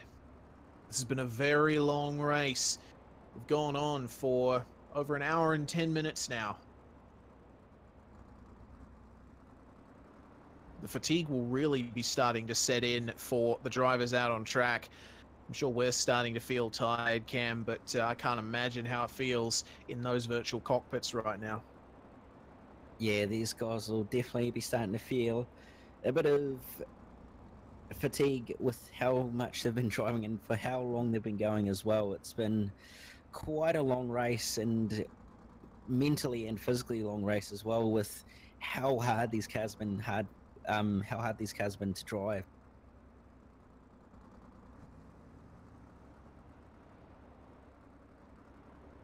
Well, as the pace car crosses the finish line,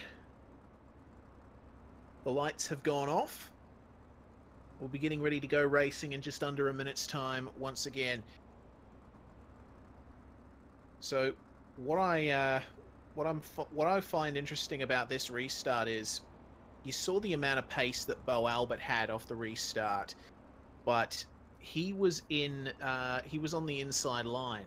Now he's on the outside, which means that he can't exactly get a jump. He has to wait for Robbie to go, and he stands a very good chance of being left in the dust. Robbie, however, has a bit of damage. So who will come out on top out of this?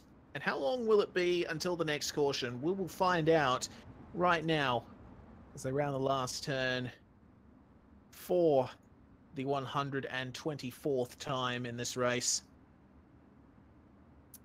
Keep an eye on Josh Nowak as well, as James Robbie leaves the field away. Very good start from Robbie.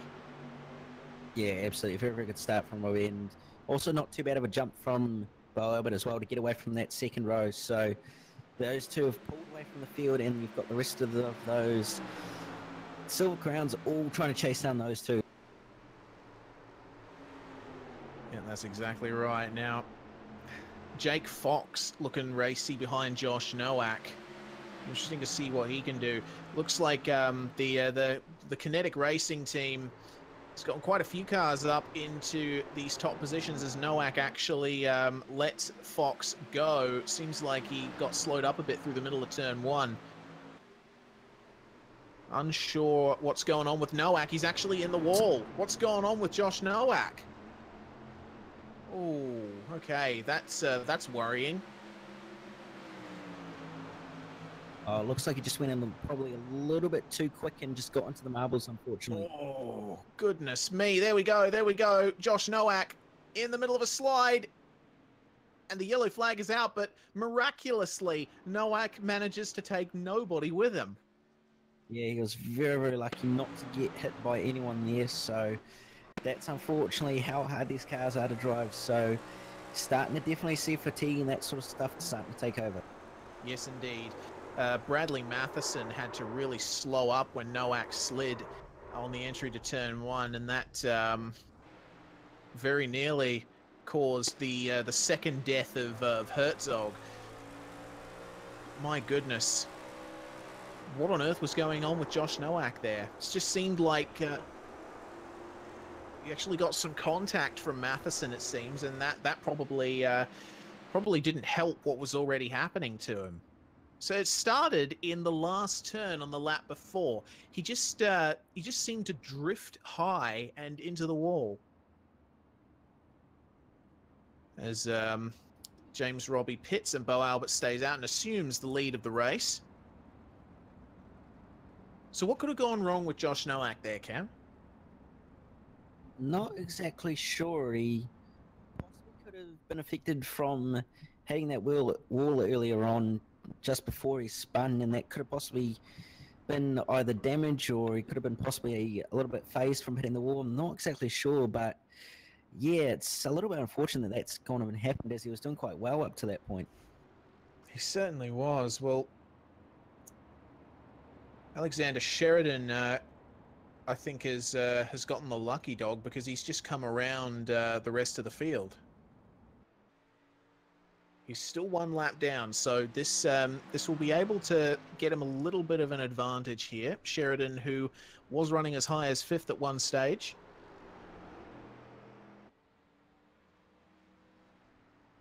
As Bradley Matheson exits the pits behind him, they will assume the rear of the line, along with Gavin Barber, whose car does not look very aerodynamically sound.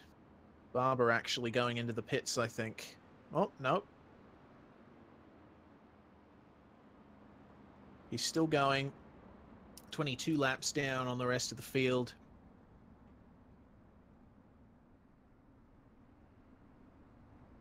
It's good on him to see him sticking it out like that. Yeah, absolutely. It's all about getting points at the end of the day, and you can't do that if you don't finish.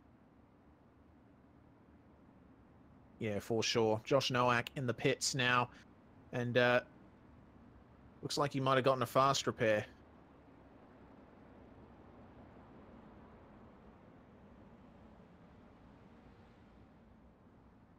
I say that because I only observed him stopped for an instant of a second in his pit bay.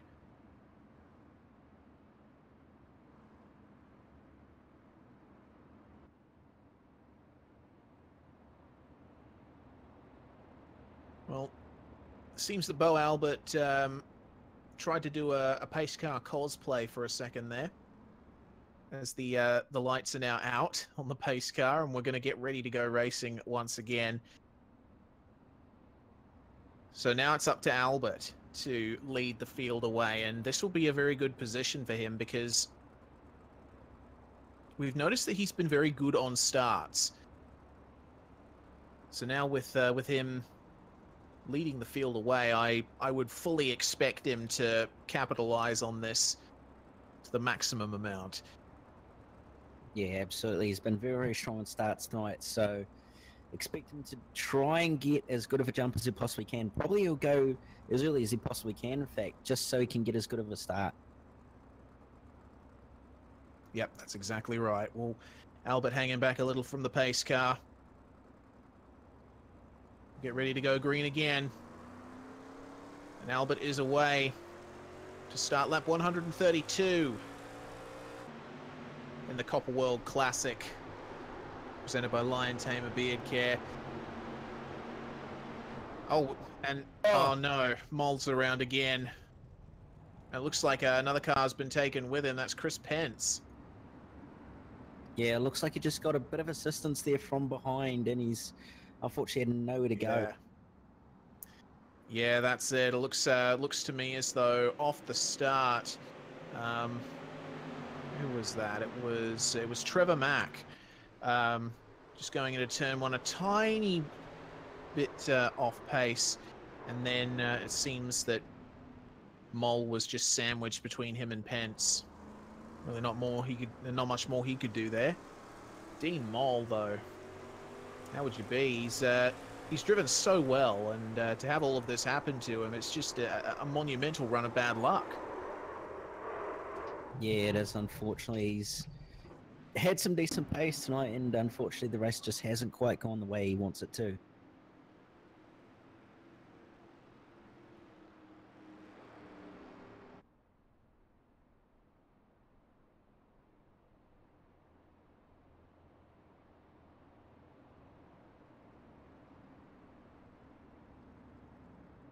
Well,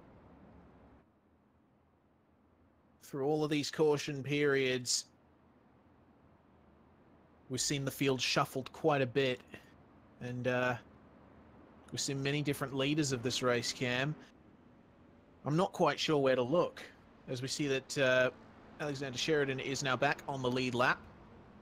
Someone's gotten the lucky dog. Who's that? Oh yeah, that's Sheridan.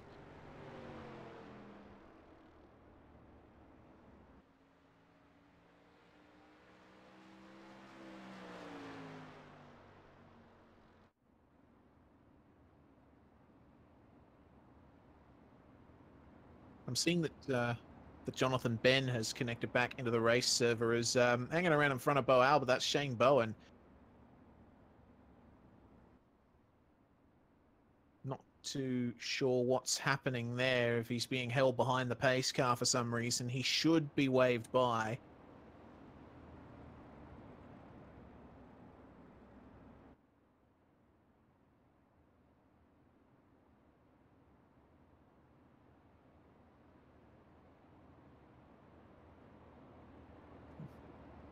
So 19 cars on the lead lap here at the moment, which is still quite a good number, I have to say, Cam.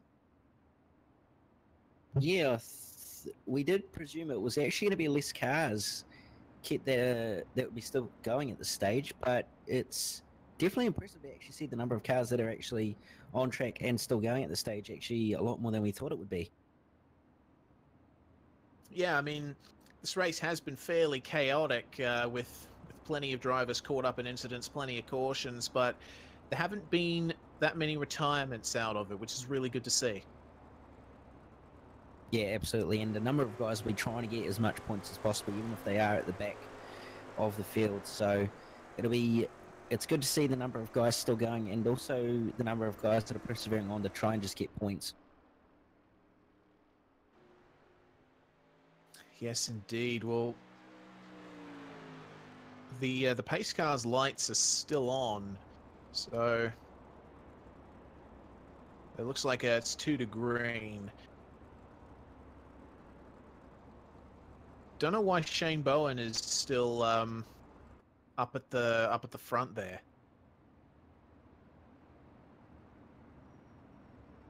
He should get waved by this time once the pace car's lights go out. Yeah, he should do. Yes, sorry, Cam, but one driver that I'm monitoring that has made his way back up to the top or near the top is John King. Also, Joseph Cardamone back up into 5th spot.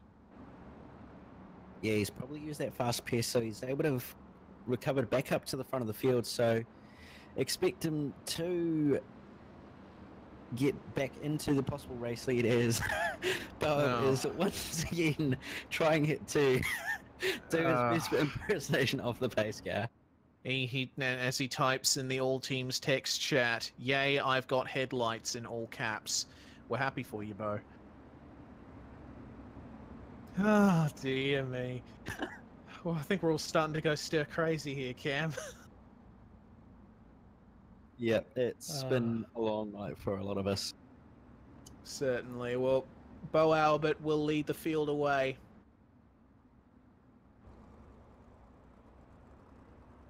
So it's pretty much the same state of play that it was before the caution came out. Let's see how long this green flag run lasts for.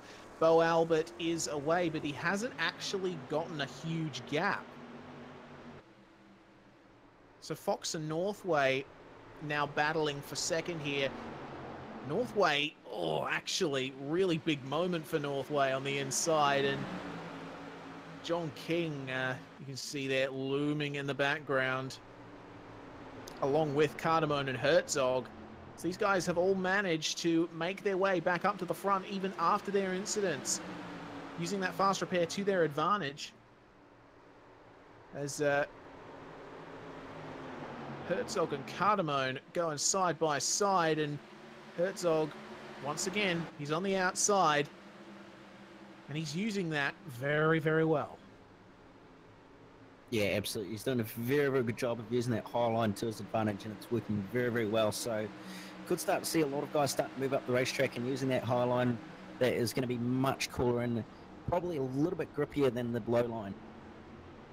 Yes, indeed. Cardamone just washing up slightly out of turn 1. Well, these guys are still running side by side, and meanwhile, second and third, it's really on at the moment as everyone's actually caught up to Bo Albert here at the front. So it's a proper long stream of cars here, all fighting for the lead, and Albert a little bit slow through the mid-corner in turn 1. This means that Northway has really got a sniff here as the caution comes out yet again. for Chris Pence out of the exit of turn 1. That is that's interesting. Oh, he's been What tagged happened from to him? behind by Moles, and he's been rotated, unfortunately. He didn't actually hit the wall, but that's really, really unfortunate that that's happened. Oh, yeah, it just seems like Pence was staying in the middle of the course, but Mole was tracking up.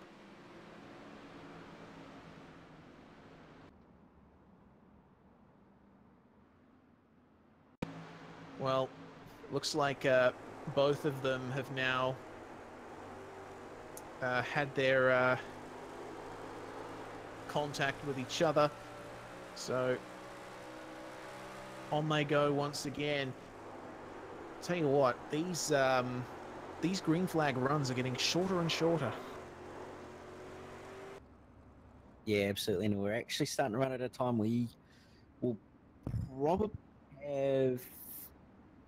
probably have about just under 20 minutes left in the race when we go green. So it's going to be very close to being in time certain at this stage. Yeah, we're right on the verge here.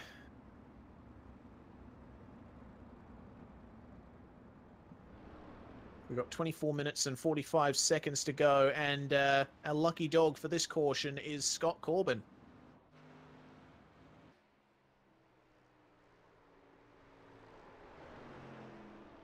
So he's only one lap down now, so depending on how cautions go, we could have 20 cars on the lead lap after almost 3/4 of the race running. Yeah, which is very, very impressive, and actually a testament to the fact that these guys have actually been able to drive this difficult car as well as they have. Yeah, I'll tell you what, despite the fact that there have been a lot of cautions in this race, the vast majority of the racing that we've seen tonight has been very clean and at the same time, very close. So shout out to all the guys out there for putting on such a good show so far. It's been awesome to watch you, and hopefully we can get a good green flag run here.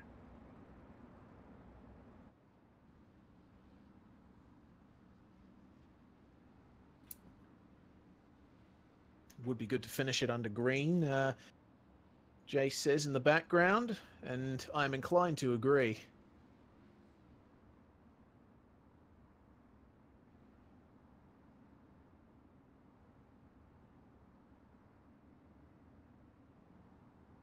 So under this caution, we'll have a bit of a chat about the series as a whole. This is currently round 3 of the championship. We've already run the Classic Daytona 2.4 and the Daytona 500. This is round 3. The next round of the championship is going to be the Sports Car Showdown at the Circuit of the Americas, which is basically an emulation of IMSA's event at the Circuit of the Americas. It's going to be a 120-minute race with the Daytona prototype, the GTEs, and the Audi and Mercedes GT3 cars. So that's going to be a very interesting one, Cam.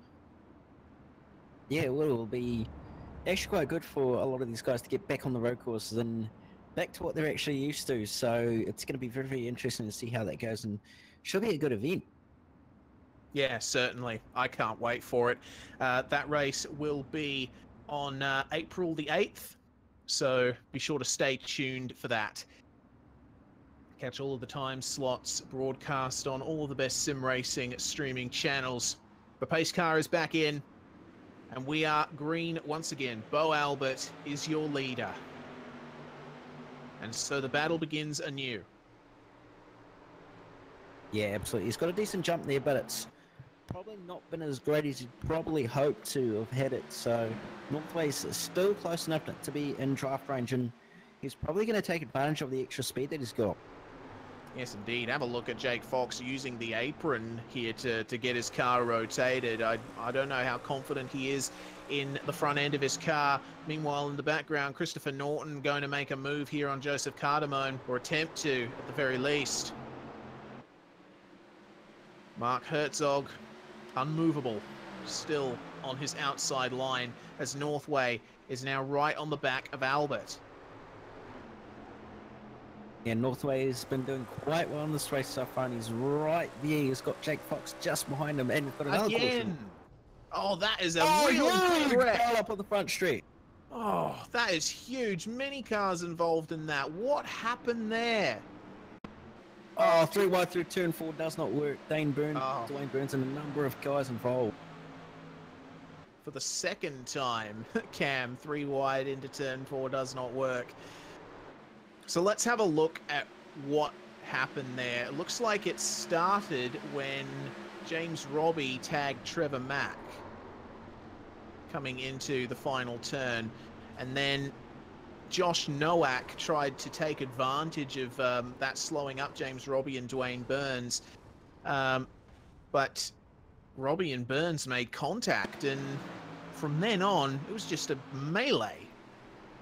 Yeah, a lot of cars involved, and just some innocent bystanders unfortunately involved in that, so not quite the way we hope to see another pile-up. That's the third one, I believe, now in this race involving a huge number of cars, unfortunately.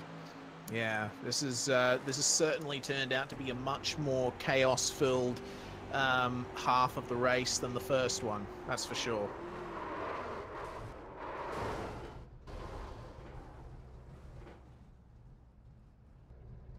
So there will be many cars in the pits making repairs. Mole, Burns, Nowak, Robbie. Bo Albert actually jumps into the pits to, I think, maybe take a bit of extra fuel. Yeah, possibly fuel, and we'll probably take 4 tyres as well. I know in that last caution leading up to the restart, everyone pretty much within the top 10 was fuel saving in some way or another, because there was not a lot of revs in the cars by the looks of it when you went on board. I can confirm Albert only took fuel. His car didn't raise up on the jacks down in the pit stop, so fuel only for Bo Albert. Promoted to the lead of this race is Robert Northway. Yeah, so Northway has actually done quite a good job to actually move into the position that he's sitting in at the moment. Yes, indeed. I'm unsure what lap he last pitted on, so when Robert Northway, when he comes into the pits next, will he? Yeah, he would have to come into the pits again at some point before the end, surely. Unless he's got bulletproof tires. I think he last stopped on lap 113 by the looks of it, but not 100% sure on that. But yeah, it's going to be very interesting to see whether he's going to have to pit or not, or whether if he does put or not, because those tires will start to be getting very, very old.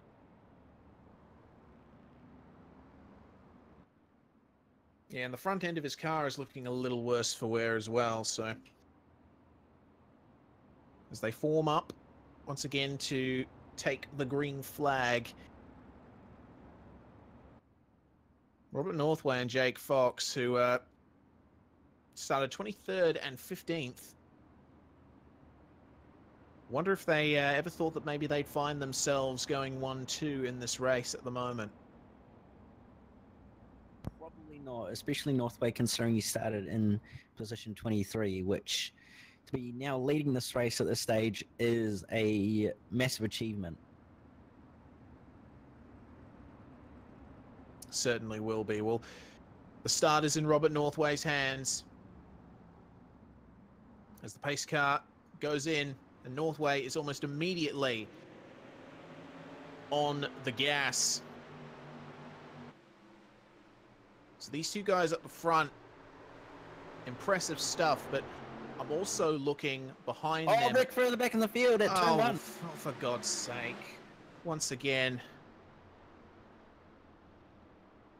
This time it's Paul Slavonic involved in that. It looks to me as though Bo Albert tagged him in the rear. Yeah.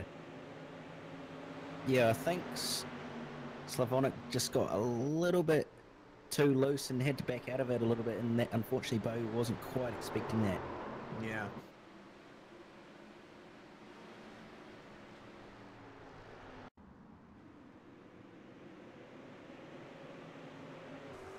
Bo would also probably be pushing very hard at the moment, maybe slightly too hard on those worn tires. So as the race enters its dying stages, it's pretty much it's 100% time certain now. So once the race reaches the 1 hour and 50-minute mark, that will be the lap on which the race is decided. So we won't make the full 200 at this rate.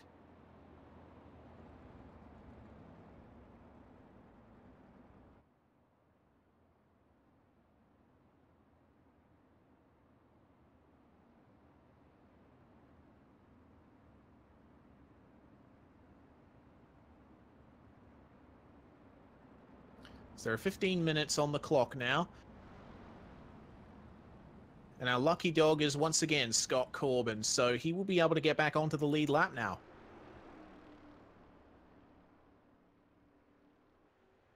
So 17 cars on the lead lap. Not as many as we would have hoped there would be, but of course those last few cautions really took a lot of people out of contention.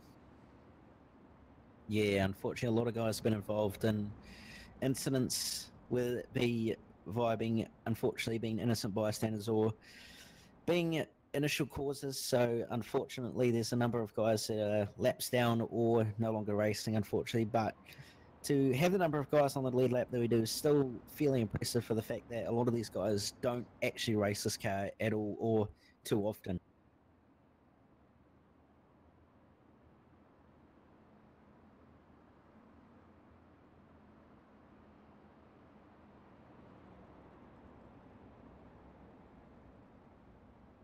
I'll tell you one thing's for sure: Silver Crown Racing on iRacing is pretty underrated, I think, in my mind. After seeing this, the official series unfortunately doesn't get much participation. This isn't one of the more popular cars on the service, but after seeing this, you know, the amount of strategy required to race one of these things and the amount of skill as well, certainly something to behold. And you can see that the people who are successful in these cars, it's not only luck, it's also incident avoidance and knowing when to back off. Yeah, absolutely. And the more you can keep your nose clean in these sort of cars and races, the better off you usually are, just primarily due to the number of guys that are inexperienced.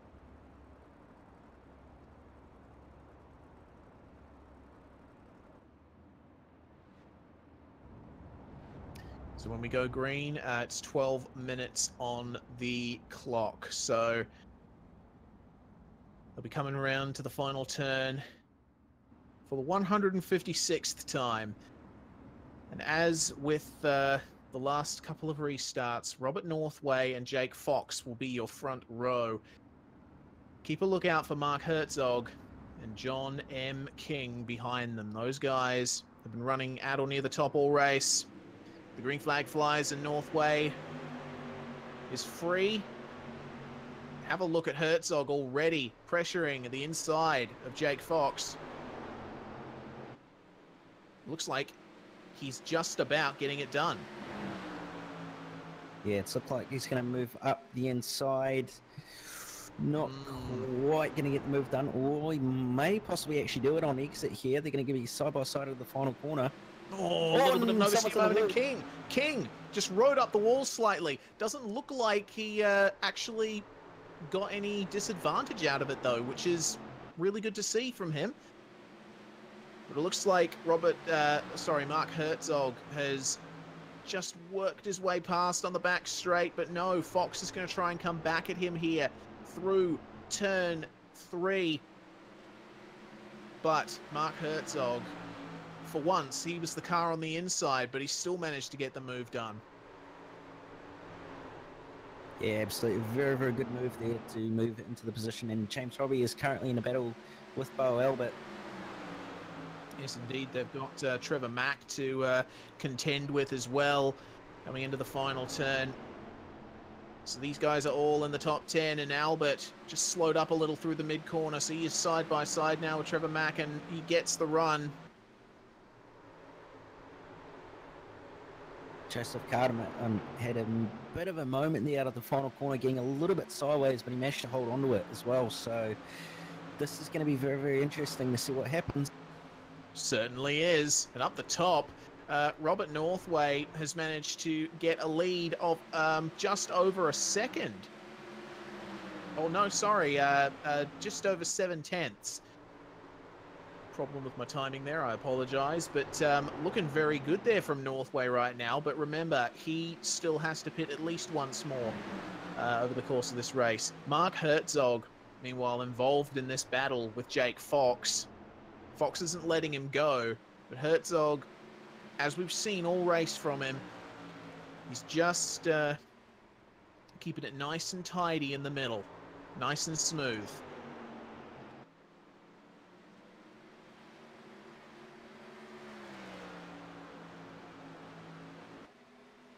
As the field seems to have fallen mostly into single file, looks like everybody's calmed down. Yeah, everybody's managed to find their place in the field at the moment, so hopefully we don't see another caution from here on, and hopefully we get a bit more green flag racing. Yes, indeed. Well, looks like Jake Fox is slowly losing touch here with Mark Herzog. Trying his best to make that low line work, but Herzog is showing that the lane about a car width up is superior. Yeah, absolutely. That mid to high line seems to be working quite well for him at the moment, so could possibly see something happen later in this race if it keeps going his way. Yes, indeed. Meanwhile, John King, currently behind Christopher Norton, it seems like he was doing very well in these last couple of very short green flag runs, but after that contact with the wall, he seems to have lost just a tiny bit of pace. Either that or he's just sitting back and biding his time.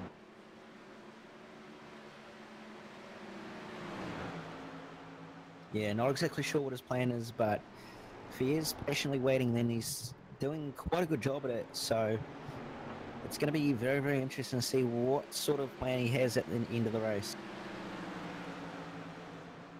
Yes, indeed. Well, looks like the plan for Robert Northway is just to keep circulating up the top. Oh, Oh, no! Oh, dear. Once again. No, the yellow. This is involved. Yellow is out. There we go. And it looks like... Yeah. Oh, that is a real shame. Looks to me like a repeat of a couple of other incidents we've seen.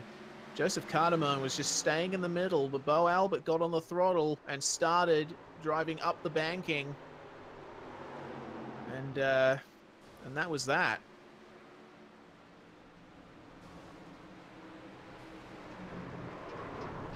And with that, Bo Albert is now out.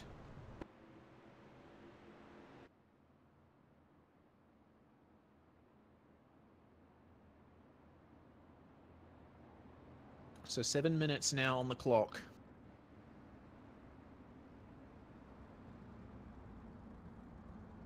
And Northway's in. Oh, no, he isn't. He actually faked coming into the pits there. Oh, intriguing.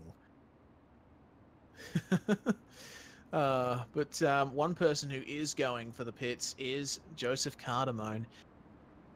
A race of what might have beens on top of what might have beens for Joseph. He's driven exceedingly well in this race, but it seems like every time he's been up there or thereabouts, he's had an incident with another driver, or he's been caught up in a wreck. So now he's going to find himself dropping even further back. He has got a fast repair, though, so he's able to get back out there. Yeah, he's very, very lucky to have a fast repair. Still handy, even with the amount of incidents he's been caught up in throughout this race. So could possibly see him charge the field and possibly gain a few positions in these dying stages of this race. Yes, indeed. And now we move on to this final green flag run, or what will hopefully be the final green flag run. Who will come out on top? I would assume that Northway has enough to make it to the end now. Yeah, I'm pretty sure he has enough to make it to the end, but once again, those very, very old tyres, are they going to be able to hold up and hold off Mark Herzog? Because he's done a lot of laps on those tyres compared to Herzog and a number of other guys behind him.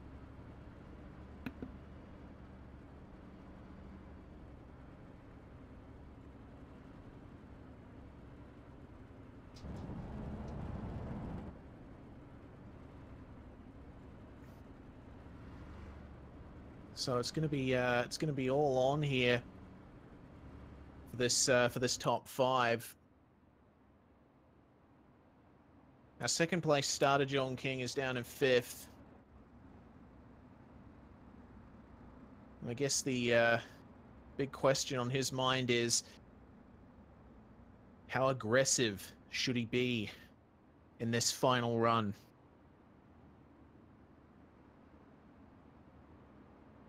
We got just under 5 minutes to go in this race. 1 to green.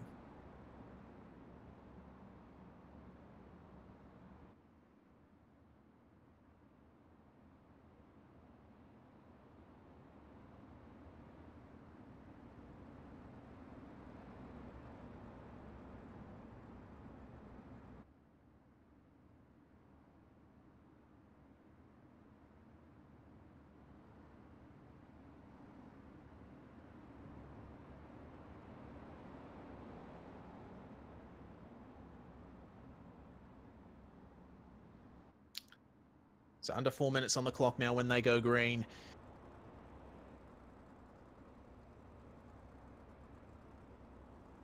It's a familiar sight now. The pace car coming around the final turn and dipping into the pits. So Robert Northway is away. He's going pretty much instantly as the pace car pulls in. They're fanning out behind him. Chris Pence trying to go for the move on John King. Pence has found himself up in 7th place. So King now on the defensive, but all eyes will be on this lead battle.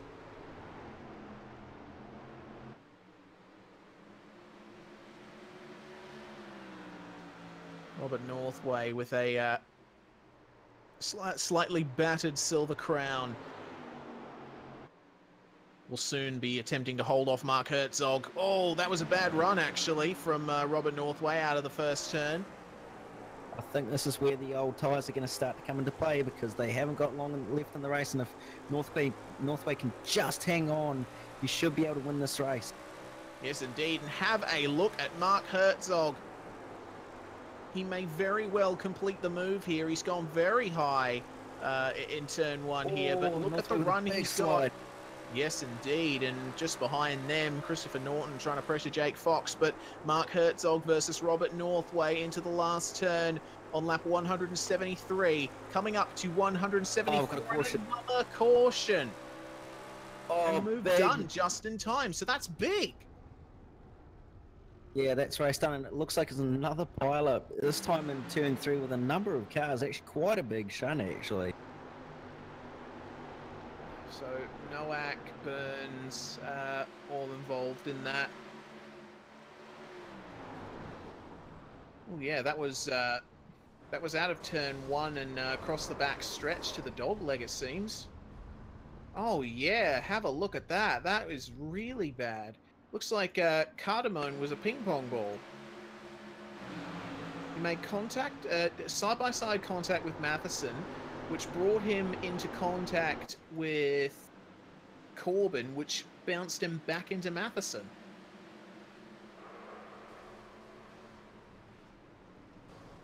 So there we go, that was that, and Dwayne Burns unfortunately caught up in that as well. So as you said, Cam, that's most likely race done. Yeah, I would think it pretty much is with the way that the elapsed time is looking. So Looks like Herzog has managed to just win the race after getting that move done just before the caution came out. That's it, and being given the final, what may be the final lucky dog of the race, Shane Bowen, making his way around. But how was that move from Herzog to get that lead? He did exactly what he needed to do at the right time, and it looked like he had been setting up for that all race. Yeah, absolutely. It was an absolute awesome move to go around the outside. He's been comfortable running that line all race long in the late stages, and it's paid off very much for him. So we'll have just 20 seconds to go as they cross the line in terms of time. So this will be the last lap. And the pace car lights are still on, so this race will finish under caution. But I gotta say, like, in terms of pure entertainment, it's been fantastic.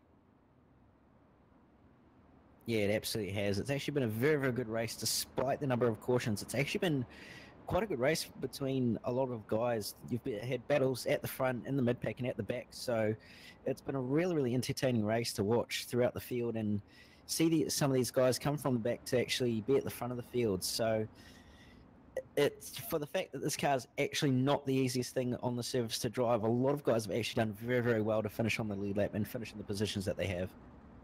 They certainly have, and at the end of it all, the victor is going to be Mark Herzog. A fantastic move around the outside of Robert Northway to take the lead just before the final caution came out. He takes the win here at Phoenix International Raceway. What a fantastic race that was for the Lion Tamer Beard Care Copper World Classic.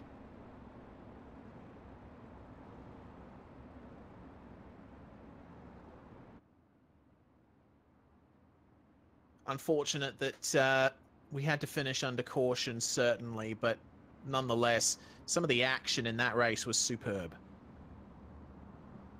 The results are now on screen as the drivers all make their way back to the pits. Mark Herzog is your victor. Robert Northway in second. Jake Fox finishes on the podium after starting from 15th. Christopher Norton makes his way up to 4th. James Robbie in 5th, with John King finishing in 6th place. Chris Pence up from 25th to 7th. A fantastic run from him. Oliver Searles in 8th, with 9th taken up by Alexander Sheridan. And rounding out the top 10 in the 5th row, Trevor Mack.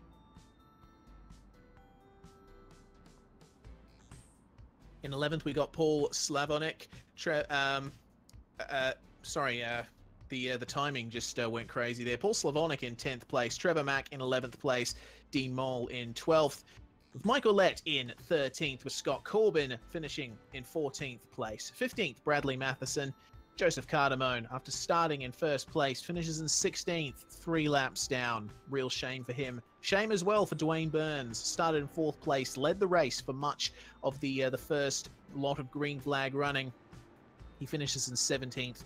With Josh Nowak, 3 laps down in 18th place, and Shane Bowen 8 laps down in 19th. And then we get to our retirements. Bo Albert in 20th after working his way up the field gradually, even leading the race up to a point. Unfortunately, he was involved in a few incidents which put him completely out of contention. Daniel Stevens finishes in 21st. 22nd, Gavin Barber, Adam McLeod, and Jonathan Ben. Anthony J. Green, your final not runner, sorry, your retiree for the night. So Robert Northway was definitely the biggest mover and shaker there, Cam, up 21 positions. Yeah, he absolutely did a fantastic job of moving through the field. Probably the quiet mover as well, because he didn't really move through the field all that quick and stand out. He just did his thing that he needed to do, just consistent, clean laps, and eventually ended up where he did. So very, very good drive, and very well done to him as well for the effort that he's put in. Certainly, and Mark Herzog will be celebrating as well from 5th to 1st. Despite being involved in a few incidents of his own, he was able to stay at or near the front and end up the best out of everybody in this event. So Mark Herzog of Club California is your victor in the Majors International Division for the Lion Tamer Beard Care Copper World Classic. What a race that was. And Cam, I cannot wait for the next round of the series at Circuit of the Americas on April the 8th. Yeah, absolutely. That'll be a very, very good event to have, and be good to see a number of guys go back into the world that they're usually used to, with it being a road race rather than an oval race. So going to be very, very good to see what happens in that race and who comes out on top. Yep, certainly. Well, don't go away on V8's Online. We still have plenty of coverage of sim racing series all across the Australia, New Zealand, and international community. We, of course, have our schedules up on our website and on our Discord as well. So be sure to join that. Be sure to like us on Facebook, follow us on Twitter, also follow us on Twitch and YouTube as well to be notified of stuff like that. We've got an interviewee coming in, I'm hearing. So Mark Herzog, as we're waiting for him, Cam. It'll be interesting to see how this affects the championship standings, because John King, well, his championship lead was not that big. No, it wasn't, and it'll be very, very interesting to see what the championship looks like after this round, as it'll shake up the championship a little bit, but it is still a long way to go in the overall series. So it's going to be very, very interesting to see what it looks like after this round. Yes, indeed. It seems like the vast majority of the people up the top did not finish very well in this race. Out of the drivers I can see, Christopher Norton and Jake Fox should definitely get a very good boost out of this. John King may not maintain his championship lead, but he'll certainly be up there in the top 5 with many rounds in the series still to come.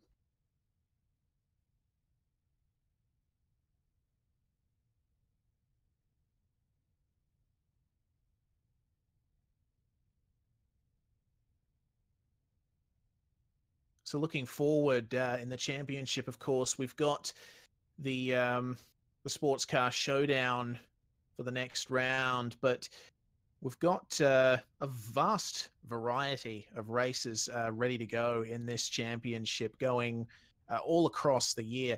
The race after the next is the 2.4 hours of Nürburgring.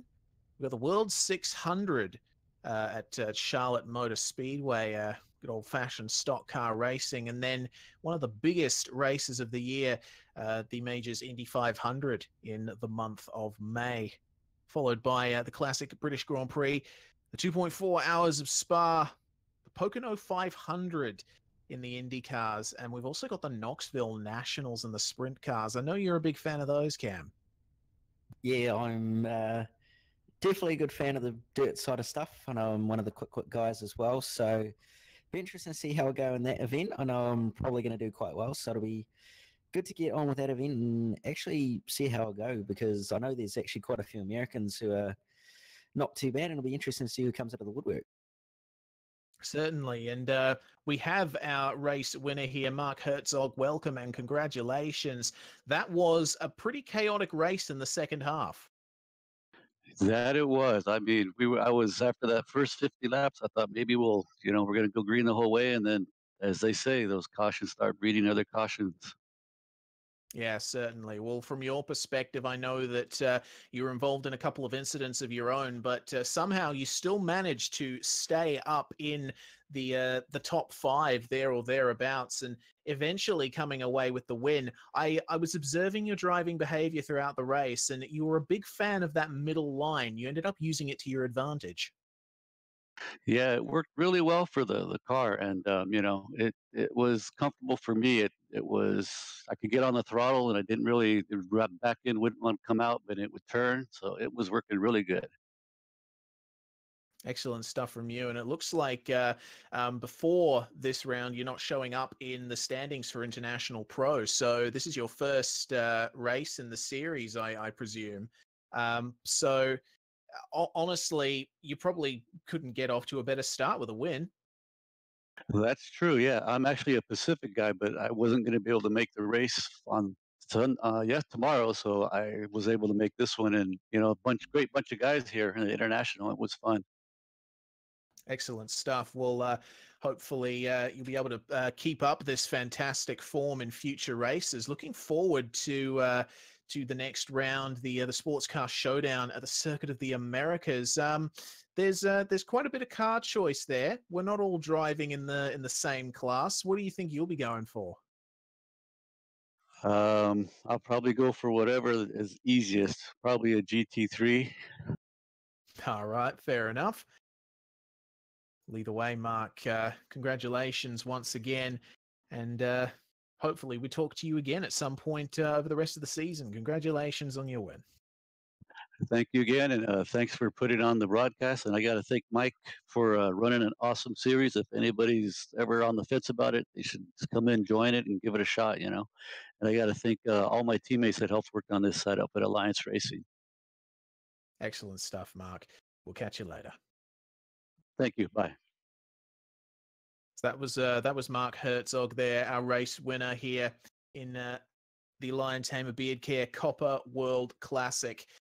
The international majors, jumping over from the Pacific majors. So awesome stuff from him to jump into an unfamiliar field and do very well. Well, either way, it seems as though we do have a couple more interviewees waiting to come up, but I'm not too sure if we'll be able to get around to them. As we have Robert Northway now in the box with us. Welcome, Robert. Do you think you would have found yourself on the second spot after starting in 23rd? Definitely not. I just entered that race and was looking for a finish. So absolutely shocked that I got up that high. Yes, indeed. Well, it looked like your pace in the second half of the race was pretty good compared to everybody else. You were able to definitely hold your own against the likes of Jake Fox and Mark Herzog for the most part, and coming through to take second place. I suppose I want to know your thoughts on what the second half of the race was like, because it was a lot of very short green flag runs.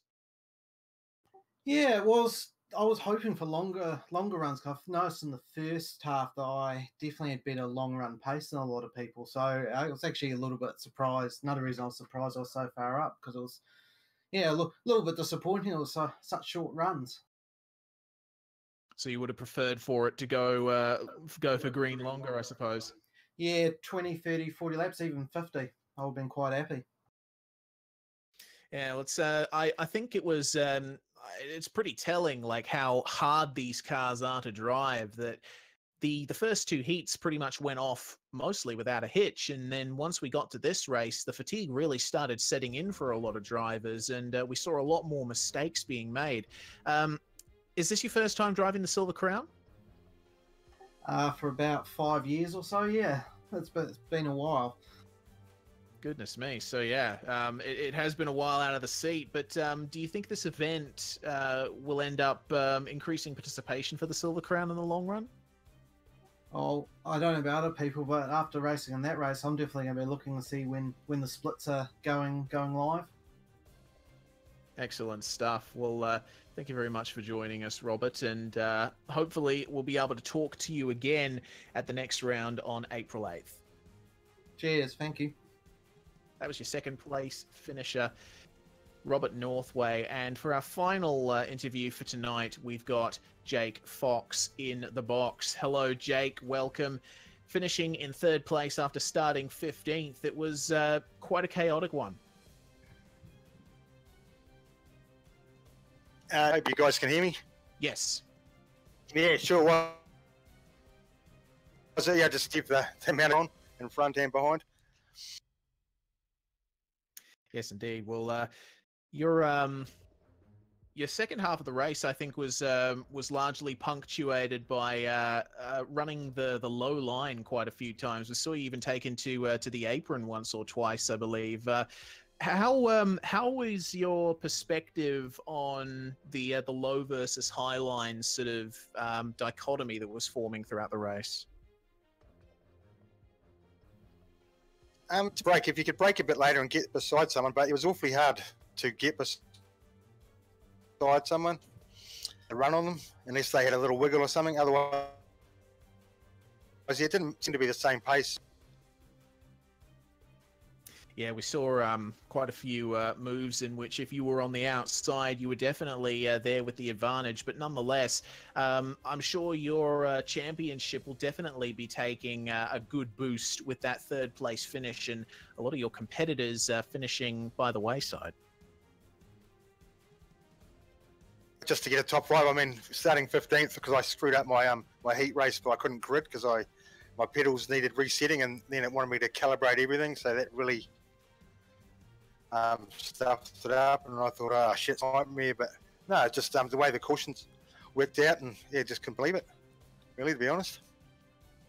Excellent stuff. Such is oval racing. Well, we move to almost the polar opposite for the next round of the majors at the sports car showdown at the Circuit of the Americas. So I guess we'll see you then, Jake, and hopefully speak to you again. Thank you. I just want to give a shout out to my teammates. There are quite a few in the race. Workover for sponsoring us. Excellent stuff. Thank you very much for joining us, Jake Fox. And thanks to V8 Online also for your coverage. Thank you very much, Jake. We'll catch you next round. See you, mate. So that was our final interviewee for the night, Jake Fox. So we've interviewed all the podium now, Cam, and now we cast our eyes forward to the next round of the championship. Yeah, absolutely. It's a whole different ballgame going from only turning left to doing a bit of left and right at Circuit of the Americas for the Sports Car Showdown. So that'll be very, very interesting to see how that goes. I know a lot of guys have been looking forward to doing some road events rather than the oval side of stuff. So it'll be very, very interesting to see who comes out on top and what sort of participation we get out of it. As it's going to be very, very interesting. Yes, indeed. Well, we hope to see you all there as well for the next round of the championship. As I was saying before, be sure to follow V8's Online and all the relevant social media channels. You'll get an alert for when we go live, and you'll also be able to check out our broadcasting schedule for the next month. So thank you very much for joining me, Cam. It was a very entertaining night. Yeah, absolutely. Very, very good racing despite the cautions, but nevertheless, it was a very, very entertaining night of racing. Excellent stuff. You've been watching V8's Online's coverage of the majors, the international division. This was the Lion Tamer Beard Care Copper World Classic, the Silver Crown at Phoenix International Raceway, as it was in 2008. Your podium was Mark Herzog, Robert Northway, and Jake Fox. See you next time.